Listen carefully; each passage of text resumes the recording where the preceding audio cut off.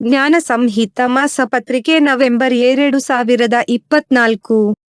ಮಿತ್ರ ಜ್ಯೋತಿ digital library. ಮಿತ್ರ ಜ್ಯೋತಿ CA. Site number ಪೀಡಡ 18ನೇ ಅಡ್ಡ ರಸ್ತೆ, 31ನೇ ಮುಖ್ಯ ರಸ್ತೆ, ಸೆಕ್ಟಾರ್ 1, ನಿಪ್ನ ಹಿಂಭಾಗ, HSR layout, Bengaluru 560102, 91 country code, 80 city code. ದೂರವಾಣಿ 0 22876232 ಇಮೇಲ್ imoy.theblibrary@gmail.com. Website www.mitrajyothi.org. ಪ್ರತಿಕರಣ ಹಕ್ಕು ತಿದ್ದುಪಡಿ ಪ್ರಕಟಣೆ. ಸುಲಭವಾಗಿ ಲಭ್ಯವಾಗುವ ಈ ಪುಸ್ತಕ ಡೇಸಿ ಧ್ವನಿ ಮುದ್ರಣವನ್ನು, ಸಾಮಾನ್ಯ ಮುದ್ರಣ ಪ್ರತಿಯನ್ನು ಓದಲಾಗದ ದೃಷ್ಟಿ ವಿಶೇಷ ಚೇತನರಿಗಾಗಿ ಹಾಗೂ ಮುದ್ರಣ ಪ್ರತಿಯನ್ನು ಓದಲು ಅಸಮರ್ಥರಾದವರಿಗಾಗಿ ಮಿತ್ರ ಜ್ಯೋತಿ ಸಂಸ್ಥೆಯಿಂದ ವಿಶೇಷವಾಗಿ ತಯಾರಿಸಲಾಗಿದೆ. ಮಿತ್ರ ಜ್ಯೋತಿಯ ವಿಳಾಸ: CA ಸೈಟ್ ನಂಬರ್ P22, 18ನೇ ಅಡ್ಡ ರಸ್ತೆ, 31ನೇ ಮುಖ್ಯ ರಸ್ತೆ, ಸೆಕ್ಟಾರ್ 1, ನಿಪ್ನ ಹಿಂಭಾಗ, HSR ಲೇಔಟ್, ಬೆಂಗಳೂರು 560102. ದೂರವಾಣಿ ಸಂಖ್ಯೆ 228572225875. ಭಾರತದ ಕೋಡ್ 91, ಬೆಂಗಳೂರಿನ ಕೋಡ್ 080. ಇಮೇಲ್ ವಿಳಾಸ imoy.theblibrary@gmail.com. Website www.mitrajyothi.org.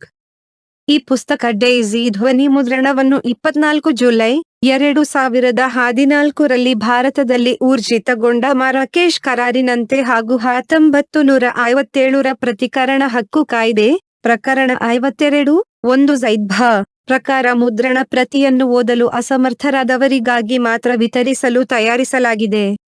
ಮೂಲ ಪ್ರಕಟಣೆಯಿಂದ ಸುಲಭವಾಗಿ ಲಭ್ಯವಾಗುವ ಶೈಲಿಗೆ ಪರಿವರ್ತಿಸಲ್ಪಟ್ಟ ಈ ಪುಸ್ತಕ ಡೇಸಿ ಧ್ವನಿ ಮುದ್ರಣವನ್ನು ಬಳಸಲು ಮುದ್ರಣ ಪ್ರತಿಯನ್ನು ಓದಲು ಅಸಮರ್ಥರಾದವರಿಗೆ ಮಾತ್ರ ಅನುಮತಿಯಿದೆ. ಇದರ ಹೆಚ್ಚಿನ ಪ್ರತಿಗಳ ತಯಾರಿಕೆ ಅಥವಾ ಸಾಮಾನ್ಯ ಮುದ್ರಣ ಪ್ರತಿಯನ್ನು ಓದಲು ಸಮರ್ಥರಾದ ಯಾರಿಗೆ ಆಗಲಿ ಇದನ್ನು ವಿತರಿಸುವುದು ಅಥವಾ ಬೇರೆ ಯಾವುದೇ ರೀತಿಯ ವಾಣಿಜ್ಯ ವ್ಯಾಪಾರಕ್ಕೆ ಈ ಪುಸ್ತಕ ಡೇಸಿ ಧ್ವನಿ ಮುದ್ರಣದ ಬಳಸುವಿಕೆಯನ್ನು ಕಟ್ಟುನಿಟ್ಟಾಗಿ ನಿಷೇಧಿಸಲಾಗಿದೆ. ಹಾಗೆ ಬಳಸುವವರ ವಿರುದ್ಧ ಕಾನೂನಾತ್ಮಕವಾಗಿ ಕಠಿಣ ಕ್ರಮಗಳನ್ನು ಕೈಗೊಳ್ಳಲಾಗುವುದು. ಸಂಪಾದಕೀಯ. ಪ್ರಿಯ ಓದುಗರೇ, ನವೆಂಬರ್ ಬಂತೆಂದರೆ ಎಲ್ಲೆಲ್ಲೂ ಕರ್ನಾಟಕ ರಾಜ್ಯೋತ್ಸವದ ಸಂಭ್ರಮ. ರಾಜ್ಯಾದ್ಯಂತ ಜನರು ಮತ್ತು ಪ್ರಪಂಚದಾದ್ಯಂತ ವಾಸಿಸುವ ಕನ್ನಡಿಗರು ಬಹಳ ಸಂತೋಷ ಮತ್ತು ಉತ್ಸಾಹದಿಂದ ಈ ದಿನವನ್ನು ಆಚರಿಸುತ್ತಾರೆ. ರಾಜ್ಯೋತ್ಸವವು ಕರ್ನಾಟಕದ ಸಿರಿವಂತ ಇತಿಹಾಸ ಮತ್ತು ಪರಂಪರೆಯನ್ನು ಪ್ರತಿಬಿಂಬಿಸುವ ಹಾಗೂ ಸಂಭ್ರಮಿಸುವ ದಿನವಾಗಿದೆ. ಮೈಸೂರು ರಾಜ್ಯವು ಕರ್ನಾಟಕ ಎಂದು ನಾಮಕರಣಗೊಂಡು 1 ನವೆಂಬರ್ 2024ಕ್ಕೆ 50 ವರ್ಷ ಪೂರ್ಣಗೊಂಡಿದೆ. ಕರ್ನಾಟಕ ಎಂಬ ಹೆಸರನ್ನು ನಮ್ಮ ನಾಡಿನ ರಾಜರುಗಳು ಹೆಮ್ಮೆಯಿಂದ ಉಪಯೋಗಿಸುತ್ತಿದ್ದರು. ಇದರಂತೆ ವಿಜಯನಗರದ ರಾಜರು, ಹೊಯ್ಸಳರು, ಕದಂಬರು ಮೊದಲಾದವರು ಕರ್ನಾಟಕ ಸಿಂಹಾಸನಾಧೀಶ್ವರರೇ. ಹೀಗೆ ಕರ್ನಾಟಕ ಎಂಬ ಹೆಸರು ಪ್ರಾಚೀನ ಕಾಲದಿಂದ ಒಂದಲ್ಲ ಒಂದು ಬಗೆಯಲ್ಲಿ ಬಳಕೆಯಲ್ಲಿ ಬರುತ್ತಲೇ ಇತ್ತು. ನಾನಾ ವಿರೋಧಗಳ ನಡುವೆಯೂ 1973ರಲ್ಲಿ ಮೈಸೂರು ರಾಜ್ಯಕ್ಕೆ ಕರ್ನಾಟಕ ರಾಜ್ಯ ಎಂಬ ಶಾಶ್ವತ ಹೆಸರನ್ನಿಟ್ಟು ಅಖಂಡ ಕರ್ನಾಟಕವನ್ನು ರೂಪಿಸಿದ ಕೀರ್ತಿ ಶ್ರೀದೇವರಾಜ ಅರಸು ಅವರಿಗೆ ಸಲ್ಲುತ್ತದೆ. ನಾವೆಲ್ಲರೂ ಒಗ್ಗೂಡಿ ಕನ್ನಡ ಭಾಷೆ ಮತ್ತು ಸಂಸ್ಕೃತಿಗೆ ನಮ್ಮ ಬದ್ಧತೆಯನ್ನು ಪುನರುಚ್ಚರಿಸುವ ಸಮಯ ಇದು. ಸುವರ್ಣ ಸಂಭ್ರಮದ ಈ ಸಂದರ್ಭದಲ್ಲಿ ನಾವೆಲ್ಲರೂ ಕರ್ನಾಟಕದ ಶ್ರೀಮಂತ ಇತಿಹಾಸ, ಸಂಸ್ಕೃತಿ ಮತ್ತು ಸಂಪ್ರದಾಯಗಳನ್ನು ಗೌರವಿಸಲು ಒಂದಾಗೋಣ. ಸಮಸ್ತ ಕನ್ನಡಿಗರಿಗೂ ಕರ್ನಾಟಕ ರಾಜ್ಯೋತ್ಸವದ ಹಾರ್ದಿಕ ಶುಭಾಶಯಗಳು. ಸಿರಿಗನ್ನಡಂ ಗೆಲ್ಗೆ, ಸಿರಿಗನ್ನಡಂ ಬಾಳ್ಗೆ. ಶಾರದಾ ಸಮಿತಿಯ ಅಧ್ಯಕ್ಷರು ಮತ್ತು ಮಾರ್ಗದರ್ಶಕರು ಡಾಕ್ಟರ್ ಮಧು ಸಿಂಘಾಲ್. ಸಂಪಾದಕರು, ಪರಿಕಲ್ಪನೆ ಮತ್ತು ಸಂಯೋಜನೆ ಶ್ರೀಮತಿ ಶಾರದಾ. ತಾಂತ್ರಿಕ ಪರಿಣಿತಿ ಮತ್ತು ಬ್ರೈಲ್ ಮುದ್ರಣ ಶ್ರೀ ಗುರುವಾರ ಸಂಗಮೇಶ, ಶ್ರೀಮತಿ ಶೋಭಾ ಕುಮಾರಿ ಅಣಿಯಮ್ಮ. ಪರಿವಿಡಿ ಒಂದು ಚಿಂತನ್ ರಾಜ ಮತ್ತು ವೃದ್ಧನ ಪ್ರಶ್ನೋತ್ತರ. 2 ನುಡಿಮುತ್ತುಗಳು. 3 ಮಾಹಿತಿ ಕರ್ನಾಟಕ ರಾಜ್ಯ ಸರ್ಕಾರಿ ಅಂಧ ನೌಕರರ ಸಂಘದ ಪ್ರಕಟಣೆ. 4 ಶಿಕ್ಷಣ ಆಳ್ವಾಸ್ ಕನ್ನಡ ಶಾಲೆ. ಉಚಿತ ಶಿಕ್ಷಣ, ಉಚಿತ ವಸತಿ. 5 ಸಾಧನೆ ಹೆಮ್ಮೆ ಅನುಷಾ ಹಿರೇಮಠ. ಈಕೆಯ ಭಾಷಣ ಕನ್ನಡಿಗರಿಗೊಂದು ಪಾಠ. 6 ತಂತ್ರಜ್ಞಾನ ಆಪಲ್ನಲ್ಲಿ ಕನ್ನಡಕ್ಕೆ ಆದ್ಯತೆ. 7 ಶಿಕ್ಷಕರ ಅನುಭವ ಕನ್ನಡದ ಮಕ್ಕಳು. 8 ಗಾಂಧಿನಗರ ಪೋಸ್ಟ್ ಕನ್ನಡ ಗೀತೆ ಬರೆದಷ್ಟು ಗಾಥೆ. 9 ಕ್ರೀಡಾಲೋಕ್ ಚೆಸ್ಸಿಗರ ಜೈತ್ರ ಯಾತ್ರೆ. 10 ಪಾಲನೆ ಪೋಷಣೆ ಮಕ್ಕಳೊಂದಿಗೆ ಮಕ್ಕಳಾಗಿ. 11 ಚಿಣ್ಣರ ಪುಟ. ಮೊಸಳೆಯ ಹೊಟ್ಟೆಯಲ್ಲಿ ಬಂಗಾರದ ಗಟ್ಟಿ. ಬೆಳಗು. 12 ಅಡುಗೆ ಮನೆ ಬಾಯಲ್ಲಿ ನೀರೂರಿಸುವ ಸಂಜೆ ಸ್ನಾಕ್ಸ್. 13 ಮಿತ್ರ ಜ್ಯೋತಿ ವಾರ್ತೆ. 1 ಚಿಂತನ ರಾಜ ಮತ್ತು ವೃದ್ಧನ ಪ್ರಶ್ನೋತ್ತರ. ಒಂದಾನೊಂದು ಕಾಲದಲ್ಲಿ ಒಂದಾನೊಂದು ಊರಿಗೆ ಒಬ್ಬ ಬುದ್ಧಿವಂತ ರಾಜನಿದ್ದ. ಪ್ರಜಾವತ್ಸಲನಾಗಿದ್ದ, ಜಿಜ್ಞಾಸುವೂ ಆಗಿದ್ದ. ಒಂದು ಬಾರಿ ಅವನನ್ನು 3 ಪ್ರಶ್ನೆಗಳು ಕಾಡಿದವು. ಪ್ರಪಂಚದಲ್ಲಿ ಅತ್ಯಂತ ಮುಖ್ಯನಾದ ವ್ಯಕ್ತಿ ಯಾರು? ಅತ್ಯಂತ ಮುಖ್ಯವಾದ ಕೆಲಸ ಯಾವುದು? ಯಾವುದೇ ಕೆಲಸ ಮಾಡಲು ಅತ್ಯಂತ ಸೂಕ್ತ ಸಮಯ ಯಾವುದು? ಬಹಳ ಕಾಲ ತನ್ನಲ್ಲಿ ಚಿಂತನ ಮಂಥನ ಮಾಡಿದ. ಬಹಳಷ್ಟು ಗ್ರಂಥಗಳನ್ನು ತಿರುವಿ ಹಾಕಿದ. ಬಲ್ಲ ಕೆಲವರನ್ನು ಪ್ರಶ್ನಿಸಿದ. ಉತ್ತರಗಳು ಬಂದೆವು. ಆದರೆ ಅವನಿಗೆ ತೃಪ್ತಿಯಾದ ಉತ್ತರಗಳು ಸಿಗಲಿಲ್ಲ. ಕಡಿಗೆ ತುಂಬಿದ ಸಭೆಯ ಮುಂದಿಟ್ಟು ಸರಿಯಾಗಿ ಅಂದರೆ ತೃಪ್ತಿಯಾಗುವಂತೆ ಉತ್ತರಿಸಿದವರಿಗೆ ಬಹುಮಾನವನ್ನು ಘೋಷಿಸಿದ. ಕೆಲವು ಕಾಲ ಕಳೆಯಿತು. ಕೆಲವು ವ್ಯರ್ಥ ಉತ್ತರಗಳು ದೊರಕಿದವು. ಕಡೆಗೊಂದು ದಿನ ರಾಜ ತಾನೇ ಉತ್ತರ ಹುಡುಕುವ ನಿರ್ಧಾರ ಮಾಡಿದ. ಮಂತ್ರಿಮಂಡಲಕ್ಕೆ ಅಧಿಕಾರ ವಹಿಸಿ ಗುಪ್ತವೇಷದಿಂದ ರಾಜಧಾನಿ ತೊರೆದ. ಊರು ಕೆರಿ ತಿರುಗುತ್ತಾ ತನ್ನ ಪ್ರಶ್ನೆಗಳನ್ನು ಅಪರೋಕ್ಷವಾಗಿ ಮಂದಿಯ ಮುಂದಿಟ್ಟ. ಹೀಗೆ ತಿರುಗುತ್ತಿರುವಾಗ ಒಂದು ಸಂಜೆ ಆಕಾಶದಲ್ಲಿ ಕಪ್ಪು ಮೋಡಗಳು ಸಾಲುಗಟ್ಟಿ ಬಂದೆವು. ನೋಡುತ್ತಿರುವಂತೆ ಮಳೆ ಸುರಿಯತೊಡಗಿತು. ರಾಜ ಅತ್ತಿತ್ತ ನೋಡಿದ. ಪುಟ್ಟದೊಂದು ಮನೆ ಕಂಡಿತು. ಒಡಿ ಹೋಗಿ ಬಾಗಿಲು ಬಡಿದ. ವೃದ್ಧನೊಬ್ಬ ಬಾಗಿಲು ತೆರೆದು ಇವನನ್ನು ಒಳಗೆ ಕರೆದ. ಮನೆಯಲ್ಲಿ ಬೇರೆ ಯಾರೂ ಇರಲಿಲ್ಲ. ಮುದುಕ ಏಕಾಂಗಿಯಾಗಿದ್ದ. ಪ್ರಾರಂಭವಾದ ಮಳೆ ನಿಲ್ಲಲೇ ಇಲ್ಲ. ಮುದುಕ ಒಲೆ ಹಚ್ಚಿ ರೊಟ್ಟಿ ಪಲ್ಯ ಮಾಡಿದ. ನೆಲುವಿನ ಮೇಲಿದ್ದ ಗಡಿಗೆಯಿಂದ ಗಟ್ಟಿ ಮೊಸರು ತೆಗೆದು ಬಡಿಸಿದ. ಊಟವಾಯಿತು. ಮಳೆ ನಿಲ್ಲುವುದಿಲ್ಲ ಎಂದು ಕಾಣುತ್ತದೆ. ನೀವು ಈ ರಾತ್ರಿ ಇಲ್ಲಿಯೇ ಉಳಿದುಕೊಳ್ಳಿ. ಈ ಸರಿ ರಾತ್ರಿಯಲ್ಲಿ ಎಲ್ಲಿ ಹೋಗುವುದು? ಸಂಕೋಚ ಬೇಡ ಎಂದ ಅವ. ರಾಜ ಒಂದು ಮೂಲೆಯಲ್ಲಿ ಅಡ್ಡಾದ. ರಾತ್ರಿ 2-3 ಗಂಟೆ ಇರಬಹುದು. ಯಾರೋ ದಡಬಡ ಬಾಗಿಲು ಬಡಿದರು. ಅವಸರದಲ್ಲಿ ಇರುವಂತೆ ಇತ್ತು. ಮುದುಕ ಎದ್ದು ಬಾಗಿಲು ತೆರೆದ. ನೆನೆದು ಒದ್ದೆ ಮುದ್ದೆಯಾದ, ತಲೆಯಿಂದ ರಕ್ತ ಸುರಿಯುತ್ತಿದ್ದವ ಒಬ್ಬ ನಿಂತಿದ್ದ. ಥರಥರ ನಡುಗುತ್ತಿದ್ದ. ಒಳಗೆ ಬಂದವನೇ ದಡಾರ್ನೆ ಬಾಗಿಲು ಹಾಕಿದ. ಅಜ್ಜ, ದರೋಡೆಕೋರರು ಬೆನ್ನು ಬಿದ್ದಿದ್ದಾರೆ. ಸಿಕ್ಕಿದೆ ಎಂದಾದರೆ ಕೊಂದೇ ಹಾಕುತ್ತಾರೆ. ನನ್ನಲ್ಲಿ ಇಲ್ಲದ ಸಿರಿಯನ್ನು ಕೊಡುವಂತೆ ಕಾಡಿಸಿದರು, ಚಿತ್ರಹಿಂಸೆ ನೀಡಿದರು, ಕಾಪಾಡಿ ಎಂದ. ಮುದುಕ, ಈ ಅಟ್ಟದ ಮೇಲೇರು. ಅಲ್ಲೊಂದು ದೊಡ್ಡ ಪೆಠಾರಿ ಇದೆ, ಅದರಲ್ಲಿ ಅಡಗಿಕೋ. ಬೇಗ ಹೋಗು ಎಂದ. ಅವನು ಅತ್ತ ಹೋದನೋ ಇಲ್ಲವೋ ಮತ್ತೆ ಯಾರೋ ಬಾಗಿಲು ಬಡಿದರು. ಬಡಿತ ಜೋರಾಗಿತ್ತು. ಯುವಕ ಹೇಳಿದ ದರೋಡೆಕೋರರು ಎನ್ನುವುದರಲ್ಲಿ ಸಂಶಯ ಇರಲಿಲ್ಲ. ಮುದುಕ ಆಕಳಿಸುತ್ತಾ ಬಾಗಿಲಿನ ಅಗಳಿ ತೆರೆದ. ತೆರೆದ ಬಾಗಿಲಿನಲ್ಲಿ 4 ಮಂದಿ ಧಡೆಯರು ನಿಂತಿದ್ದರು. ಕೈಯಲ್ಲಿ ರಕ್ತ ಸಿಕ್ತ ಕತ್ತಿಗಳು. ಮುಡುಕ, ಎಲ್ಲಿದ್ದಾನೆ ಅವನು? ಇತ್ತ ಓಡಿ ಬಂದಿದ್ದನ್ನು ಕಣ್ಣಾರೆ ನೋಡಿದ್ದೇವೆ, ಹೇಳುತ್ತೀಯೋ ಇಲ್ಲವೇ ತೆರೆದು ಹಾಕಲೋ ಎಂದರು. ಮುದುಕ ರೆಪ್ಪೆ ಮಿಟ್ಟುಕಿಸಲಿಲ್ಲ. ಭಯಪಟ್ಟವನಂತೆ ಯಾರು ಸ್ವಾಮಿ? ಯಾರು? ಎಲ್ಲಿಂದ? ಯಾಕೆ ಓಡಿ ಬಂದರು? ಸರಿಯಾಗಿ ಹೇಳಿ, ಮೊದಲು ಒಳಗೆ ಬನ್ನಿ. ಚಳಿ ನಡುಗಿಸುತ್ತಿದೆ ಎಂದ. ಒಬ್ಬರ ಮುಖವನ್ನೊಬ್ಬರು ನೋಡಿಕೊಂಡು, ಸಮಯ ವ್ಯರ್ಥ ಮಾಡುವುದು ಬೇಡ. ಈ ಮುದುಕಪ್ಪನಿಗೆ ಏನೂ ತಿಳಿಯದು, ನಡೆಯಿರಿ ಎಂದು ಹೊರಟು ಹೋದರು. ಸುಮಾರು ಹೊತ್ತಿನ ಅನಂತರ ಗಾಯಾಳು ಕೆಳಗಿಳಿದು ಬಂದ. ಮುದುಕ ಅವನ ಗಾಯಗಳನ್ನು ತೊಳೆದು ಮದ್ದು ಹೋಕಿ ಪಟ್ಟಿ ಕಟ್ಟಿದ. ಬಿಸಿ ಬಿಸಿಯಾಗಿ ಹಾಲಿಗೆ ಸಕ್ಕರೆ ಹೋಕಿ ಕುಡಿಸಿದ. ಹಳೆಯ ಕೌದಿಯೊಂದನ್ನು ಹೊದಿಸಿ ಬೆಳಗಾಗುವ ಮುನ್ನ ಹೊರಟು ಹೋಗು ಎಂದು ಹೇಳಿ ಕಳುಹಿಸಿದ.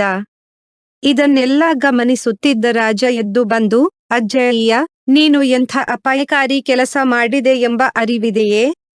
ಒಂದು ವೇಳೆ ಆದರೋಡೆಕೋರರು ಅವನನ್ನು ನೋಡಿದ್ದರೆ ಇಬ್ಬರನ್ನೂ ಕೊಂದು ಹಾಕುತ್ತಿದ್ದರು ಎಂದ. ಮುದುಕ ಅವನ ಮುಖವನ್ನೇ ದಿಟ್ಟಿಸಿ ನೋಡಿದ. ಮಹಾಪ್ರಭು, ತೊಂದರೆಯಲ್ಲಿ ಸಿಕ್ಕಿಕೊಂಡವರನ್ನು ಪಾರು ಮಾಡುವುದು ಅತ್ಯಂತ ಮುಖ್ಯ ಕೆಲಸ. ಯಾರಾದರೊಬ್ಬರು ಸಂಕಟದಲ್ಲಿರುವಾಗ ಅವರಿಗೆ ಸಹಾಯ ಮಾಡಲು ವ್ಯಯಿಸುವ ಸಮಯವೇ ಅತ್ಯಂತ ಮುಖ್ಯ ಸಮಯ. ಈ ಸಹಾಯಕ್ಕಾಗಿ ಹಾತೊರೆಯುವ ವ್ಯಕ್ತಿಯೇ ಆ ಕ್ಷಣದಲ್ಲಿ ಅತ್ಯಂತ ಮುಖ್ಯ ವ್ಯಕ್ತಿ. ತಮ್ಮ ಪ್ರಶ್ನೆಗಳಿಗೆ ಉತ್ತರ ಸಿಕ್ಕಿತೆಂದು ಭಾವಿಸುತ್ತೇನೆ. ತೃಪ್ತಿಯಾಯಿತೆ ಎಂದ. ಹೌದು, ರಾಜನಿಗೆ ತೃಪ್ತಿಯಾಗಿತ್ತು. ಹತಾಶೆಯಿಂದ ಸಹಾಯ ಬೇಡುವವ ಅತ್ಯಂತ ಮುಖ್ಯ ವ್ಯಕ್ತಿ. ಆ ವ್ಯಕ್ತಿಗೆ ಸಹಾಯ ಮಾಡುವುದೇ ಅತ್ಯಂತ ಶ್ರೇಷ್ಠ ಕೆಲಸ. ಅದು ಆ ಕ್ಷಣ ನೀಡಬಹುದಾದ ಶ್ರೇಷ್ಠ ಸಮಯ. ನೆನಪಿಟ್ಟುಕೊಂಡು ಕಾರ್ಯರೂಪಕ್ಕೆ ತಂದರೆ ಬದುಕು ಸ್ವರ್ಗ ಅಲ್ಲವೇ ಸ್ನೇಹಿತರೆ? 2 ರತನ್ ಟಾಟಾ ಅವರ ನುಡಿ ಮುತ್ತುಗಳು. ಒಂದು ಸರಿಯಾದ ನಿರ್ಧಾರ ಕೈಗೊಳ್ಳುವುದರಲ್ಲಿ ನನಗೆ ನಂಬಿಕೆಯಿಲ್ಲ. ನಾನು ಮೊದಲು ನಿರ್ಧಾರ ಕೈಗೊಳ್ಳುತ್ತೇನೆ, ಬಳಿಕ ಅವುಗಳನ್ನು ಸರಿಯಾದ ನಿರ್ಧಾರವಾಗಿಸುತ್ತೇನೆ. 2 ಜನ ನಿಮ್ಮತ್ತ ಎಸೆಯುವ ಕಲ್ಲುಗಳನ್ನೆಲ್ಲ ಸಂಗ್ರಹಿಸಿ. ಮುಂದೊಂದು ದಿನ ನಿಮ್ಮ ಸಾಧನೆಯ ಸ್ಮಾರಕ ನಿರ್ಮಿಸಲು ಅವುಗಳನ್ನು ಉಪಯೋಗಿಸಿ. 3 ಬೇರೆಯವರನ್ನು ನಕಲು ಮಾಡುವ ವ್ಯಕ್ತಿ ಸ್ವಲ್ಪ ಸಮಯದವರೆಗೆ ಸಫಲನಾಗಬಲ್ಲ, ಆದರೆ ಆತ ಜೀವನದಲ್ಲಿ ತುಂಬಾ ದೂರ ಯಶಸ್ವಿಯಾಗಿ ಸಾಗಲಾರ. 4 ನಾವು ಮುಂದೆ ಸಾಗುತ್ತಾ ಇರಬೇಕೆಂದರೆ ಜೀವನದಲ್ಲಿ ಏರಿಳಿತಗಳು ಬಹು ಮುಖ್ಯ. 5 ನಿಮ್ಮ ಕೆಲಸ ಹಾಗೂ ಖಾಸಗಿ ಜೀವನ ಇವೆರಡನ್ನೂ ಅರ್ಥಪೂರ್ಣವಾಗಿ ನಿಭಾಯಿಸಿಕೊಂಡು ಹೋಗುವುದು ಹೇಗೆ ಎಂಬುದನ್ನು ಅಭ್ಯಾಸ ಮಾಡಿಕೊಳ್ಳಿ. ಏಕೆಂದರೆ ಅವೆರಡೂ ಒಂದಕ್ಕೊಂದು ಪೂರಕವಾಗಿರುತ್ತವೆ. 6 ನಿಮ್ಮ ಜೊತೆಗಿರುವವರು ಬೆಳೆಯಲು ಪ್ರೋತ್ಸಾಹ ನೀಡಿ. ಅವರಿಗೆ ಪ್ರಶ್ನೆ ಕೇಳಲು ಅವಕಾಶ ಕೊಟ್ಟು ಅವರಲ್ಲಿರುವ ಹೊಸ ಆಲೋಚನೆಗಳ ಬಗ್ಗೆ ಮುಕ್ತ ಮನಸ್ಸಿನಿಂದ ಚರ್ಚಿಸಲು ಬಿಡಿ. ಹೊಸ ಆಲೋಚನೆಗಳಿಂದ ಮಾತ್ರ ಅದ್ವಿತೀಯವಾದುದನ್ನು ಸಾಧಿಸಲು ಸಾಧ್ಯ. 3 ಮಾಹಿತಿ. ಕರ್ನಾಟಕ ರಾಜ್ಯ ಸರ್ಕಾರಿ ಅಂಧ ನೌಕರರ ಸಂಘದ ಪ್ರಕಟಣೆ. 1. 7ನೇ ವೇತನ ಆಯೋಗದ ಪ್ರಕಾರ ಅಂಗವಿಕಲರ ವಾಹನ ವೇತನ ಭತ್ಯೆಯನ್ನು ಆದೇಶ ಮಾಡಲು ಸರ್ಕಾರದ ಮಟ್ಟದಲ್ಲಿ ಪತ್ರ ವ್ಯವಹಾರ ಮಾಡಲಾಗಿದೆ. 2. ಅಕ್ಟೋಬರ್ ತಿಂಗಳಿನಲ್ಲಿ ಗಾಂಧಿ ಜಯಂತಿ, ಲಾಲ್ ಬಹದ್ದೂರ್ ಶಾಸ್ತ್ರಿ ದಿನಾಚರಣೆ ಮತ್ತು ಬಿಳಿ ಕೋಲಿನ ದಿನಾಚರಣೆಯನ್ನು ಸಂಘದ ವತಿಯಿಂದ ಆನ್ಲೈನ್ ಮೂಲಕ ಅದ್ದೂರಿಯಾಗಿ ಆಚರಿಸಲಾಯಿತು. 3. ರಾಜ್ಯ ಸರ್ಕಾರಿ ಅಂಧ ನೌಕರರ ಸಂಘದ 2ನೇ ಕಾರ್ಯಕಾರಿ ಮಂಡಳಿ ಸಭೆಯನ್ನು ಬೆಳಗಾವಿಯ ಸಮೃದ್ಧ ಅಂಗವಿಕಲರ ಸಂಸ್ಥೆಯಲ್ಲಿ ಆಯೋಜಿಸಲಾಗಿತ್ತು. ಇದರಲ್ಲಿ ಕೈಗೊಂಡ ಕೆಲವು ನಿರ್ಣಯಗಳು ಈ ಕೆಳಕಡಂತಿವೆ. ಆ ಸಂಘದ ಹೆಸರಿನಲ್ಲಿ 5 ಸಿಮ್ ಕಾರ್ಡ್ಗಳನ್ನು ಖರೀದಿ ಮಾಡಲಾಗಿದೆ. ಅವುಗಳು: ಅಧ್ಯಕ್ಷರು 9,11,54,262. ಮಹಿಳಾ ಉಪಾಧ್ಯಕ್ಷರು 9,11,54,259. ಪ್ರಧಾನ ಕಾರ್ಯದರ್ಶಿಯ 14,11,54,261.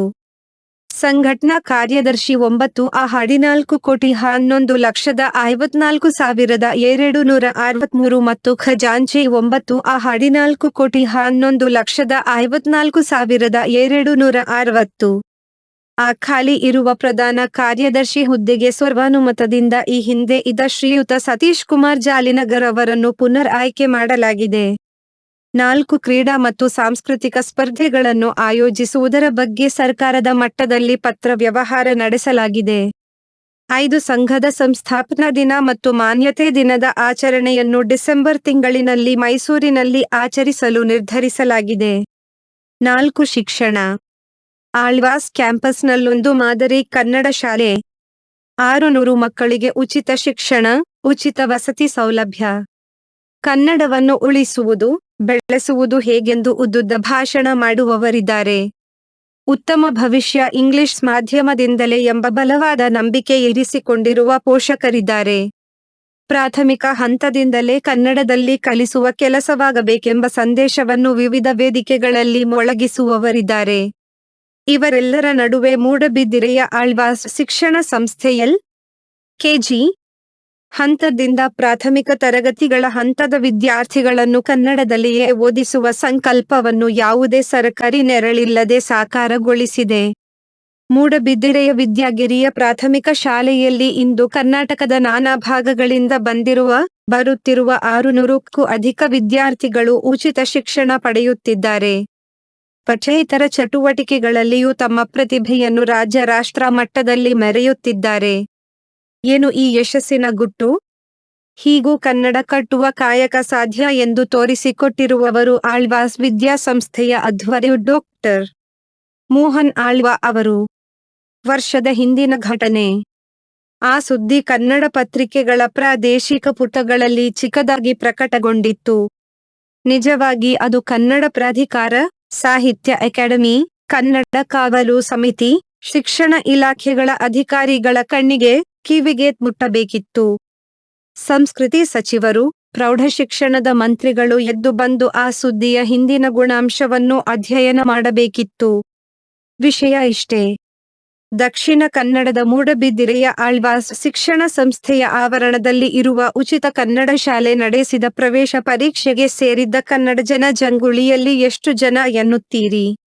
ಸುಮಾರು 40,000 ಜನ. ಕೇವಲ 150 ಸೀಟಿಗಾಗಿ ಅರ್ಜಿ ಹಾಕಿದವರು ಬರೋಬ್ಬರಿ 19,224ರಷ್ಟು ಆಕಾಂಕ್ಷಿ ಮಕ್ಕಳು. ಅವರ ಪೋಷಕರು, ಅವರನ್ನು ಹೊತ್ತು ತಂಡ ಗಾಡಿಯ ಚಾಲಕರು, ಮಾಲೀಕರು, ಕ್ಯಾಂಪಸ್ ತುಂಬಾ ಜನ. ಅದೇ ಆವರಣದ ಒಳಗಡೆ ನುಡಿಸಿರಿ, ವಿರಾಸತ್, ಕೃಷಿ ಸಿರಿ, ವಿದ್ಯಾರ್ಥಿ ಸಿರಿ ಇತ್ಯಾದಿ ಕಾರ್ಯಕ್ರಮಗಳು ನಡೆದಾಗ ನಾವಲ್ಲಿ ಜನರಾಂಶಿ ನೋಡಿದವರೇ. ಆದರೆ ನಿಜವಾದ ಕನ್ನಡ ಜಾತ್ರೆ ಎಂದರೆ ಇದೇ ಇರಬೇಕು.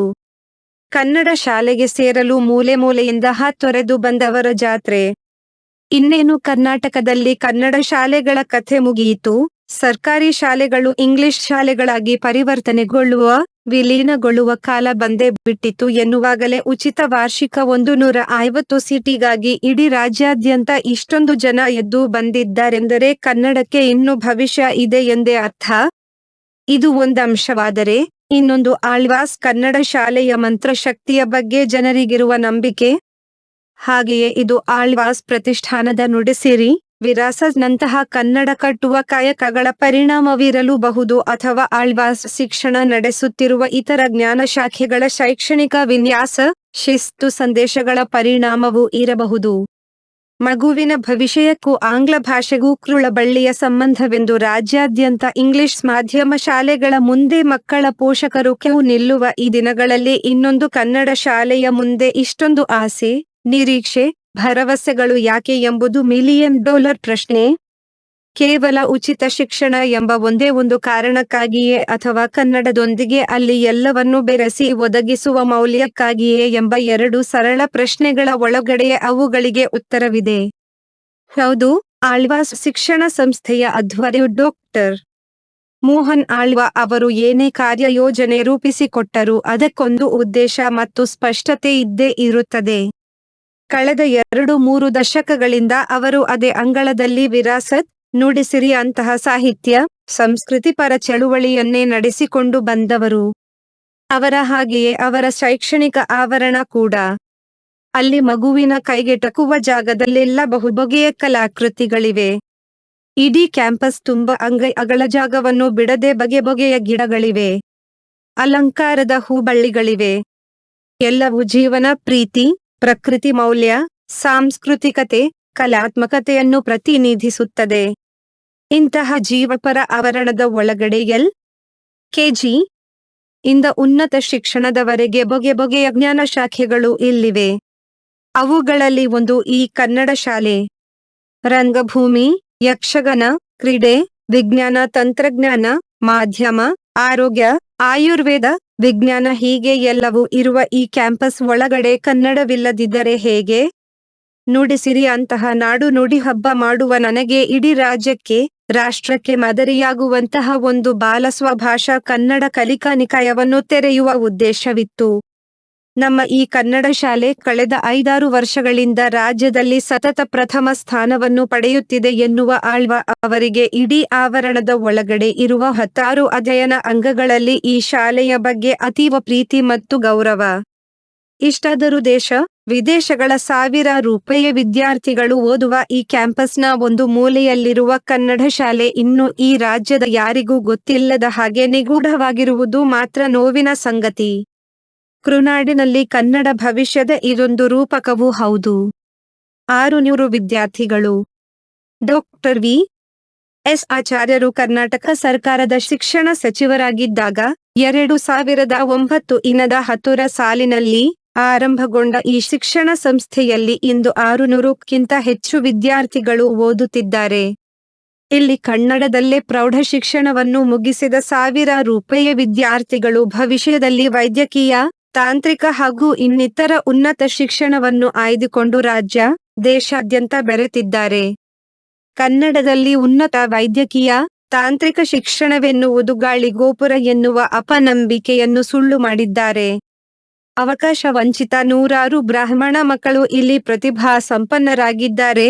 ಜಾಗತಿಕ ಸ್ಪರ್ಧಾತ್ಮಕ ಪ್ರವಾಹದಲ್ಲಿ ಎದುರು ಸಾಲಿನಲ್ಲಿ ನಿಂತಿದ್ದಾರೆ. ಹಾಗಂತ ಇಲ್ಲಿ ಸೇರ್ಪಡೆಗೊಂಡ ವಿದ್ಯಾರ್ಥಿಗಳು ಭಾರಿ ಬುದ್ಧಿವಂತರೇನಲ್ಲ. 50% ಮಾತ್ರ ವಿದ್ಯಾರ್ಥಿಗಳ ಶೈಕ್ಷಣಿಕ ಕಲಿಕಾ ಚತುರತೆಯನ್ನು ಪರೀಕ್ಷಿಸಿ ಸೀಟು ಕೊಡಲಾಗುತ್ತದೆ. ಉಳಿದ 50% ಅವಕಾಶವನ್ನು ಬೇರೆ ನೆಲೆಯಲ್ಲಿ ಗುರುತಿಸಿ ಕೊಡಲಾಗುತ್ತದೆ.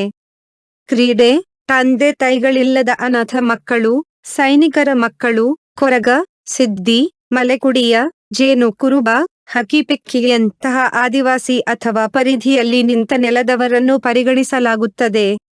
ವಿಕಲಾಂಗ ಮಕ್ಕಳಿಗೂ ಇಲ್ಲಿ ಅವಕಾಶವಿದೆ. ಮಲ್ಲಕಂಬದಂಥ ದೇಸಿ ಕ್ರೀಡೆಗಳನ್ನು ಪ್ರೋತ್ಸಾಹಿಸುವ ಹಿನ್ನೆಲೆಯಲ್ಲಿ ಆ ಕ್ಷೇತ್ರದ ಪರಿಣಿತಿಯನ್ನು ಪರಿಗಣಿಸಲಾಗುತ್ತದೆ. ಮಕ್ಕಳ ಚಿಂತನ ಸಾಮರ್ಥ್ಯ, ಕಲಿಕಾ ಸಾಮರ್ಥ್ಯ, ಭಾಷಾ ಸಾಮರ್ಥ್ಯ, ಕ್ರೀಡಾ ಕೌಶಲ ಇತ್ಯಾದಿಗಳನ್ನು ಮಾನದಂಡವನ್ನಾಗಿ ಇಟ್ಟುಕೊಂಡು ಆಯ್ಕೆಯ ಪ್ರಕ್ರಿಯೆಗಳನ್ನು ನಡೆಸಲಾಗುತ್ತದೆ. ಆಯ್ಕೆಯ 3 ಹಂತಗಳ ಪೈಕಿ 3ನೆಯ ಹಂತದಲ್ಲಿ ಸ್ವತಃ ಮೋಹನ್ ಆಳ್ವ ಅವರೇ ಭಾಗವಹಿಸುತ್ತಾರೆ. ಮಕ್ಕಳನ್ನು ಆಯ್ಕೆ ಮಾಡುವಾಗ ಸಾಮಾಜಿಕ ನ್ಯಾಯದ ಒದಗಣೆಯ ಸಾಧ್ಯತೆಯನ್ನು ಪ್ರಮುಖವಾಗಿ ಪರಿಗಣಿಸಲಾಗುತ್ತದೆ. ಆಯ್ಕೆಯ ದಾರಿಯಲ್ಲಿ ಯಾವ ಪ್ರಭಾವವಾಗಲಿ, ಒತ್ತಡವಾಗಲಿ, ಸ್ಥಳೀಯತೆಯಾಗಲಿ ಕೆಲಸ ಮಾಡುವುದಿಲ್ಲ. ಸಾಮಾನ್ಯರಿಂದ ಹಿಡಿದು ಶಾಸಕರ ಮಕ್ಕಳವರೆಗೆ ಈ ದಾರಿಯಲ್ಲೇ ಒಳಬರಬೇಕಾಗುತ್ತದೆ. ಬೆಳಗಾವಿ, ಬಾಗಲಕೋಟೆ, ಗದಗ, ವಿಜಯಪುರ, ಹಾವೇರಿ ಮುಂತಾದ ಕಡೆಗಳಿಂದ ಗರಿಷ್ಠ ಸಂಖ್ಯೆಯ ಮಕ್ಕಳು ಈ ಉಚಿತ ಕನ್ನಡ ಕಲಿಕೆಯ ಲಾಭವನ್ನು ಪಡೆಯುತ್ತಿದ್ದಾರೆ. ಕಳೆದ ವರ್ಷ ಚಾಮರಾಜಪೇಟೆ ಮತ್ತು ಕರಾವಳಿಯ ಜೋಡಿ ಜಿಲ್ಲೆಗಳಿಂದ ಅವಕಾಶ ಪಡೆದವರು ಕೇವಲ ಕನಿಷ್ಠ. ಕರಾವಳಿಯ ಅತಿ ಬುದ್ಧಿವಂತಿಕೆ ಮಕ್ಕಳ ಭವಿಷ್ಯವನ್ನು ಕನ್ನಡದೊಂದಿಗೆ ತುಳುಕು ಹಾಕದೇ ಇರುವುದು ಇಲ್ಲಿ ಗಮನಿಸಬೇಕಾದ ಅಂಶವಾಗಿದೆ. ಕಲಿಕೆ ಒಂದೇ ಅಲ್ಲ, ಇತರ ಕ್ಷೇತ್ರಗಳಲ್ಲಿ ತನ್ನ ಪ್ರತಿಭೆಯನ್ನು ವೃದ್ಧಿಸುವ ತರಬೇತಿಗಳು, ಕಲಿಕಾಧಾರಿಗಳು ಮಕ್ಕಳಿಗೆ ಇಲ್ಲಿ ನಿತ್ಯ ನಿರಂತರ ತೆರೆದುಕೊಂಡಿದೆ. ಸಾಹಿತ್ಯ, ಸಂಸ್ಕೃತಿ, ಕ್ರೀಡೆ, ರಂಗಾಸಕ್ತ ವಿದ್ಯಾರ್ಥಿಗಳನ್ನು ಪ್ರತ್ಯೇಕ ಗುರುತಿಸಿ ತರಬೇತಿ ನೀಡಲಾಗುತ್ತದೆ. ಪ್ರತಿಭಾ ಕಾರಂಜಿಯಲ್ಲಿ ಸತತವಾಗಿ ಇಲ್ಲಿಯ ವಿದ್ಯಾರ್ಥಿಗಳು ರಾಜ್ಯವನ್ನು ಪ್ರತಿನಿಧಿಸಿದ್ದಾರೆ. ಮಕ್ಕಳ ಧ್ವನಿಯಂತಹ ಕಾರ್ಯಕ್ರಮದಲ್ಲಿ ಇಲ್ಲಿಯ ಮಕ್ಕಳು ಅಧ್ಯಕ್ಷತೆಯನ್ನು ವಹಿಸಿದ್ದಾರೆ. ಮಕ್ಕಳು ಬರೆದ ಸಾಹಿತ್ಯ ಕೃತಿಗಳನ್ನು ಪ್ರಕಟಿಸಿ ಬಿಡುಗಡೆಗೊಳಿಸಲಾಗಿದೆ. ಕ್ರೀಡೆಯಲ್ಲಿ ಅಂತಾರಾಷ್ಟ್ರೀಯ ಮಾನ್ಯತೆ ಪಡೆದ ವಿದ್ಯಾರ್ಥಿಗಳು ಇಲ್ಲಿದ್ದಾರೆ. ಆಳ್ವಾಸ್ ಆವರಣದಲ್ಲಿ ನಡೆಯುವ ನುಡಿಸಿರಿ, ವಿರಾಸತ್ ಮುಂತಾದ ಕಾರ್ಯಕ್ರಮಗಳಲ್ಲಿ ಇಲ್ಲಿಯ ವಿದ್ಯಾರ್ಥಿಗಳು ಸಕ್ರಿಯವಾಗಿ ಭಾಗವಹಿಸುತ್ತಾರೆ. ಕೇಂದ್ರ ಸರ್ಕಾರದ ಜನಪ್ರಿಯ ಕಾರ್ಯಕ್ರಮಗಳಾದ ಅಟಲ್ ಟಿಂಕರಿಂಗ್ ಲ್ಯಾಬ್ನಲ್ಲಿ ಪ್ರತಿ ತರಗತಿಗೆ ತರಬೇತಿ ಸಿಗುತ್ತದೆ. ಶ್ರೇಷ್ಠ ಶಾಲೆ ಪುರಸ್ಕಾರ. ಕನಿಷ್ಠಾವಧಿಯಲ್ಲಿ ಗರಿಷ್ಠ ಸಾಧನೆ ಮಾಡಿದ ಈ ಕನ್ನಡ ಶಾಲೆಗೆ ಈಗಾಗಲೇ ನಿಟ್ಟೆ ವಿಶ್ವವಿದ್ಯಾಲಯವು ಡಾಕ್ಟರ್ ನಿಟ್ಟೆ ಶಂಕರ ಅಡ್ಯಂತಾಯ ಶ್ರೇಷ್ಠ ಸ್ಮಾರಕ ಶಾಲೆ ಎಂಬ ಪುರಸ್ಕಾರವನ್ನು ಘೋಷಿಸಿ 15 ಲಕ್ಷದ ಬಹುಮಾನವನ್ನು ನೀಡಿದೆ. ವಿಶ್ವ ಯೋಗ ದಿನಾಚರಣೆ, ಸ್ಕೌಟ್ ಅಂಡ್ ಗೈಡ್ ತರಬೇತಿ, ಆಹಾರ ನೀರು ಶಕ್ತಿ ಸಂಬಂಧಿ ತರಬೇತಿಗಳನ್ನು ಇಲ್ಲಿ ನೀಡಲಾಗುತ್ತದೆ. ಆಪ್ತ ಸಲಹೆ, ಮಾನಸಿಕ ಸ್ಥೈರ್ಯ ತುಂಬುವ ಕಾರ್ಯಕ್ರಮಗಳಿರುತ್ತವೆ. ವರ್ಷದಲ್ಲಿ 2 ಬಾರಿ ಪೋಷಕ ಸಭೆಗಳನ್ನು ನಡೆಸಲಾಗುತ್ತಿದೆ. ಗಣಿತ ಒಲಿಂಪಿಯಾಡ್, ಸಾಮಾನ್ಯ ಜ್ಞಾನ ಪರೀಕ್ಷೆ, ರಾಮಾಯಣ ಮಹಾಭಾರತ ಪರೀಕ್ಷೆ, ಪುಸ್ತಕ ಓದು, ಪ್ರೋತ್ಸಾಹ ಇತ್ಯಾದಿಗಳು ನಿರಂತರ ನಡೆಯುತ್ತಿರುತ್ತದೆ. ಪ್ರಜ್ವಲ್ ಎಸ್, ಆಯಿಷಾ ಎನ್, ಚಿನ್ಮಯಿ, ಲಕ್ಷ್ಮಿ, ಈಶ್ವರ, ಸುಧನ್ವ, ದೀಪಕ್, ಪ್ರಕೃತಿ ಪ್ರಿಯ ಗಣೇಶ, ಹನುಮಂತಪ್ಪ, ಇಂದಿರಾ, ಅರುಣ, ಈರಯ್ಯ, ಶ್ರೇಯ, ಮುರುಗೇಶ್ ಮುಂತಾದವರು ಅನೇಕ ಕ್ಷೇತ್ರದಲ್ಲಿ ಪಾರಮ್ಯ ಮೆರೆದು ಸಂಸ್ಥೆಯ ಪ್ರಭೆಯನ್ನು ವಿಸ್ತರಿಸಿದ್ದಾರೆ. ಪ್ರತಿ ವರ್ಷ ಶಾಲೆ ಆರಂಭವಾಗುವಾಗಲೇ ಮುಂದಿನ ವರ್ಷದ ದಾಖಲಾತಿಗೆ ಪ್ರಕಟಣೆಯನ್ನು ಹೊರಡಿಸಲಾಗುತ್ತದೆ. ಆನ್ಲೈನ್ ಮೂಲಕ ಪ್ರತಿದಿನ ಅರ್ಜಿ ನೋಂದಾಯಿಸಬಹುದಾಗಿದೆ. ಆಯ್ಕೆ ಆದ ಮಗುವಿಗೆ ಯಾವುದೇ ಶುಲ್ಕ ಇಲ್ಲ. ಊಟ, ವಸತಿ, ಸಮವಸ್ತ್ರ, ಓದುವ ಬರೆಯುವ ಪುಸ್ತಕ, ವಿಶೇಷ ಮಾರ್ಗದರ್ಶನ ಪುಸ್ತಕಗಳು, ತರಬೇತಿ ಎಲ್ಲವೂ ಉಚಿತ. ವರ್ಷಕ್ಕೆ 1,40,000 ಮೊತ್ತವನ್ನು ಒಬ್ಬ ವಿದ್ಯಾರ್ಥಿಗೆ ಇಲ್ಲಿ ವ್ಯಯ ಮಾಡಲಾಗುತ್ತದೆ.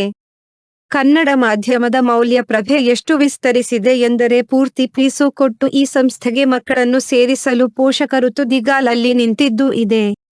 ನುಸಿ ತಿಂದು ಜಾತಿಗೆಡುವುದು ಬೇಡ ಎಂಬ ಕಾರಣಕ್ಕಾಗಿ ಒಂದಷ್ಟು ವರ್ಷ ಪೂರ್ತಿ ಉಚಿತವಾಗಿಯೇ ಅವಕಾಶ ಕೊಟ್ಟ ಆಳ್ವರು, ಇತ್ತೀಚೆಗೆ ಇದೊಂದು ಪ್ರಯೋಗವು ನಡೆದು ಹೋಗಲಿ ಎಂದು ಆಸಕ್ತಿ ಇರುವ ಪೋಷಕರಿಂದ ಶೇಕಡ 50ರಷ್ಟು ಶುಲ್ಕ ಪಡೆದು ಸೀಮಿತ ಸಂಖ್ಯೆಯ ಮಕ್ಕಳನ್ನು ಸೇರಿಸಿಕೊಂಡಿದ್ದೂ ಇದೆ. ಹಣ ಕೊಟ್ಟಾದರೂ ಕನ್ನಡ ಶಾಲೆಗೆ ಮಕ್ಕಳನ್ನು ಸೇರಿಸುವವರಿದ್ದಾರಲ್ಲ ಎನ್ನುವುದು ಇಲ್ಲಿ ಗಮನಿಸಬೇಕಾದ ಬಹುಮುಖ್ಯ ಅಂಶ. ಈ ಮಾದರಿಯಲ್ಲಿ ದೊಡ್ಡ ಮೊತ್ತ ಸುರಿದು ಸ್ವಂತ ಶಾಲೆ ಕಟ್ಟಲು ಸಾಧ್ಯವಾಗದೆ ಎಲ್ಲೋ ಇರುವ ಕನ್ನಡ ಮನಸ್ಸುಗಳು ತಮ್ಮ ಉದಾರತೆಯಿಂದ ಇಲ್ಲಿ ಬೇರೆ ಮಕ್ಕಳನ್ನು ಓದಿಸಬಹುದು. ನೀವು ಬಯಸಿದ ಮಗುವಿಗೆ ಅಥವಾ ಇನ್ಯಾವುದೋ ವಿದ್ಯಾರ್ಥಿಗೆ ಪೂರ್ತಿ ಫೀಸು ತುಂಬುವುದು ಕಷ್ಟವಾದರೆ ಅರ್ಧದಷ್ಟು ತುಂಬಿದರೂ ನಾವಿಲ್ಲಿ ಓದಿಸುವ ಅವಕಾಶವನ್ನು ಅಂತರ್ದಾನಿಗಳಿಗೆ ಒದಗಿಸಿ ಕೊಡುತ್ತೇವೆ. ಇದು ನಮ್ಮ ಮುಂದಿನ ಯೋಜನೆ ಎನ್ನುತ್ತಾರೆ ಡಾಕ್ಟರ್. ಆಳ್ವರು. ಇಂತಹ ಕನ್ನಡ ಓದಿನ ದತ್ತು ಸ್ವೀಕಾರದ ಅವಕಾಶ ಮುಂದಿನ ವರ್ಷದಿಂದ ಮುಕ್ತವಾಗಿ ತೆರೆದಿದೆ. ಒಂದು ವಿಶೇಷತೆಯನ್ನು ಗಮನಿಸಿ. ಡಾಕ್ಟರ್ ಆಳ್ವರು ಪ್ರತಿ ವರ್ಷ ಒಂದು ಮಗುವಿಗಾಗಿ ಎಷ್ಟು ಹಣ ವಿನಿಯೋಗಿಸುತ್ತಾರೋ ಅಷ್ಟೇ ಮೊತ್ತವನ್ನು ನಮ್ಮ ರಾಜ್ಯದ ಮೊರಾರ್ಜಿ ದೇಸಾಯಿ ಶಾಲೆ, ರಾಣಿ ಚೆನ್ನಮ್ಮ ಮುಂತಾದ ಸರಕಾರಿ, ಅರೆ ಸರಕಾರಿ ಸಂಸ್ಥೆಗಳು, ಸಮಾಜ ಕಲ್ಯಾಣ ಇಲಾಖೆಯ ಸಂಸ್ಥೆಗಳು ಮಕ್ಕಳಿಗೆ ಖರ್ಚು ಮಾಡಲಾಗುತ್ತದೆ. ಆದರೆ ಅವು ಯಾವುವು ಆಳ್ವರ ಕನ್ನಡ ಶಾಲೆ ತುಂಬುವ ಜೀವನ ಮೌಲ್ಯವನ್ನಾಗಲಿ, ಕಲಿಕೆಯ ದಾರಿಯಲ್ಲಿ ಮೌಲ್ಯವರ್ಧನೆಯನ್ನಾಗಲಿ ನೀಡಲು ಸಾಧ್ಯವಿಲ್ಲ ಎನ್ನುವುದು ಇಲ್ಲಿ ಉಲ್ಲೇಖನೀಯ. 5 ಸಾಧನೆ ಹೆಮ್ಮೆ. ಅನುಷಾ ಹಿರೇಮಠ. ಈಕೆಯ ಭಾಷಣ ಕನ್ನಡಿಗರಿಗೊಂದು ಪಾಠ.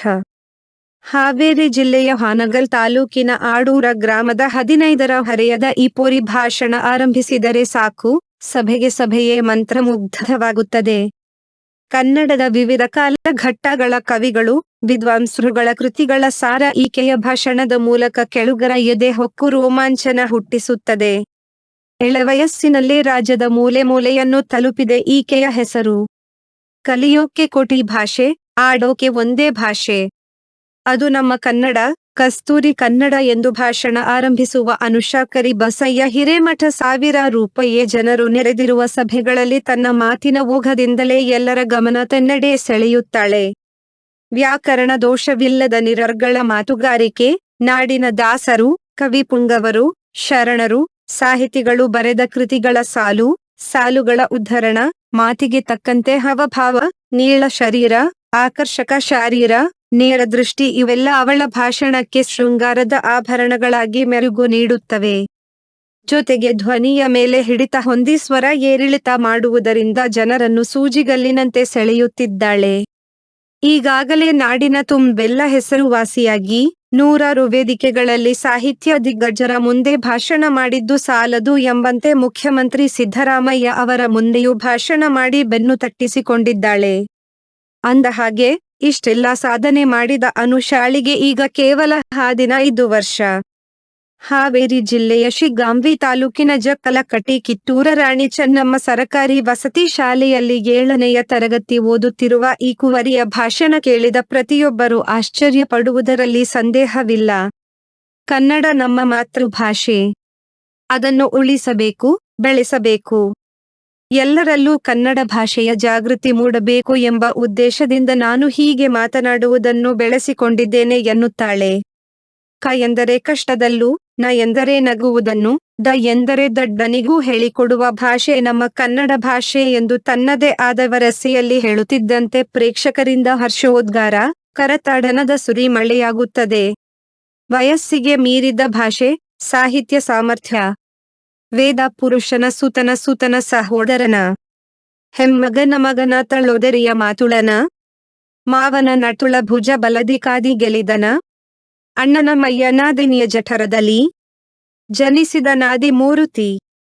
ಸಲಹೊ ಗದುಗಿನ ವೀರನಾರಾಯಣ ಎಂದು ಕುಮಾರವ್ಯಾಸನ ಪದ್ಯದ ವ್ಯಾಖ್ಯಾನ ಮಾಡುತ್ತಾ, ಕುಮಾರವ್ಯಾಸ ತನ್ನ ಸಾಹಿತ್ಯದಲ್ಲಿ ಕೃಷ್ಣ ಪದದಲ್ಲಿ ಎಷ್ಟೆಲ್ಲ ಸಂಬಂಧಗಳನ್ನು ಕೂಡಿಸಿ ಹೇಳಿದ್ದನ್ನು ಕರಾರುವಕ್ಕಾಗಿ ವ್ಯಾಖ್ಯಾನಿಸುತ್ತಾಳೆ.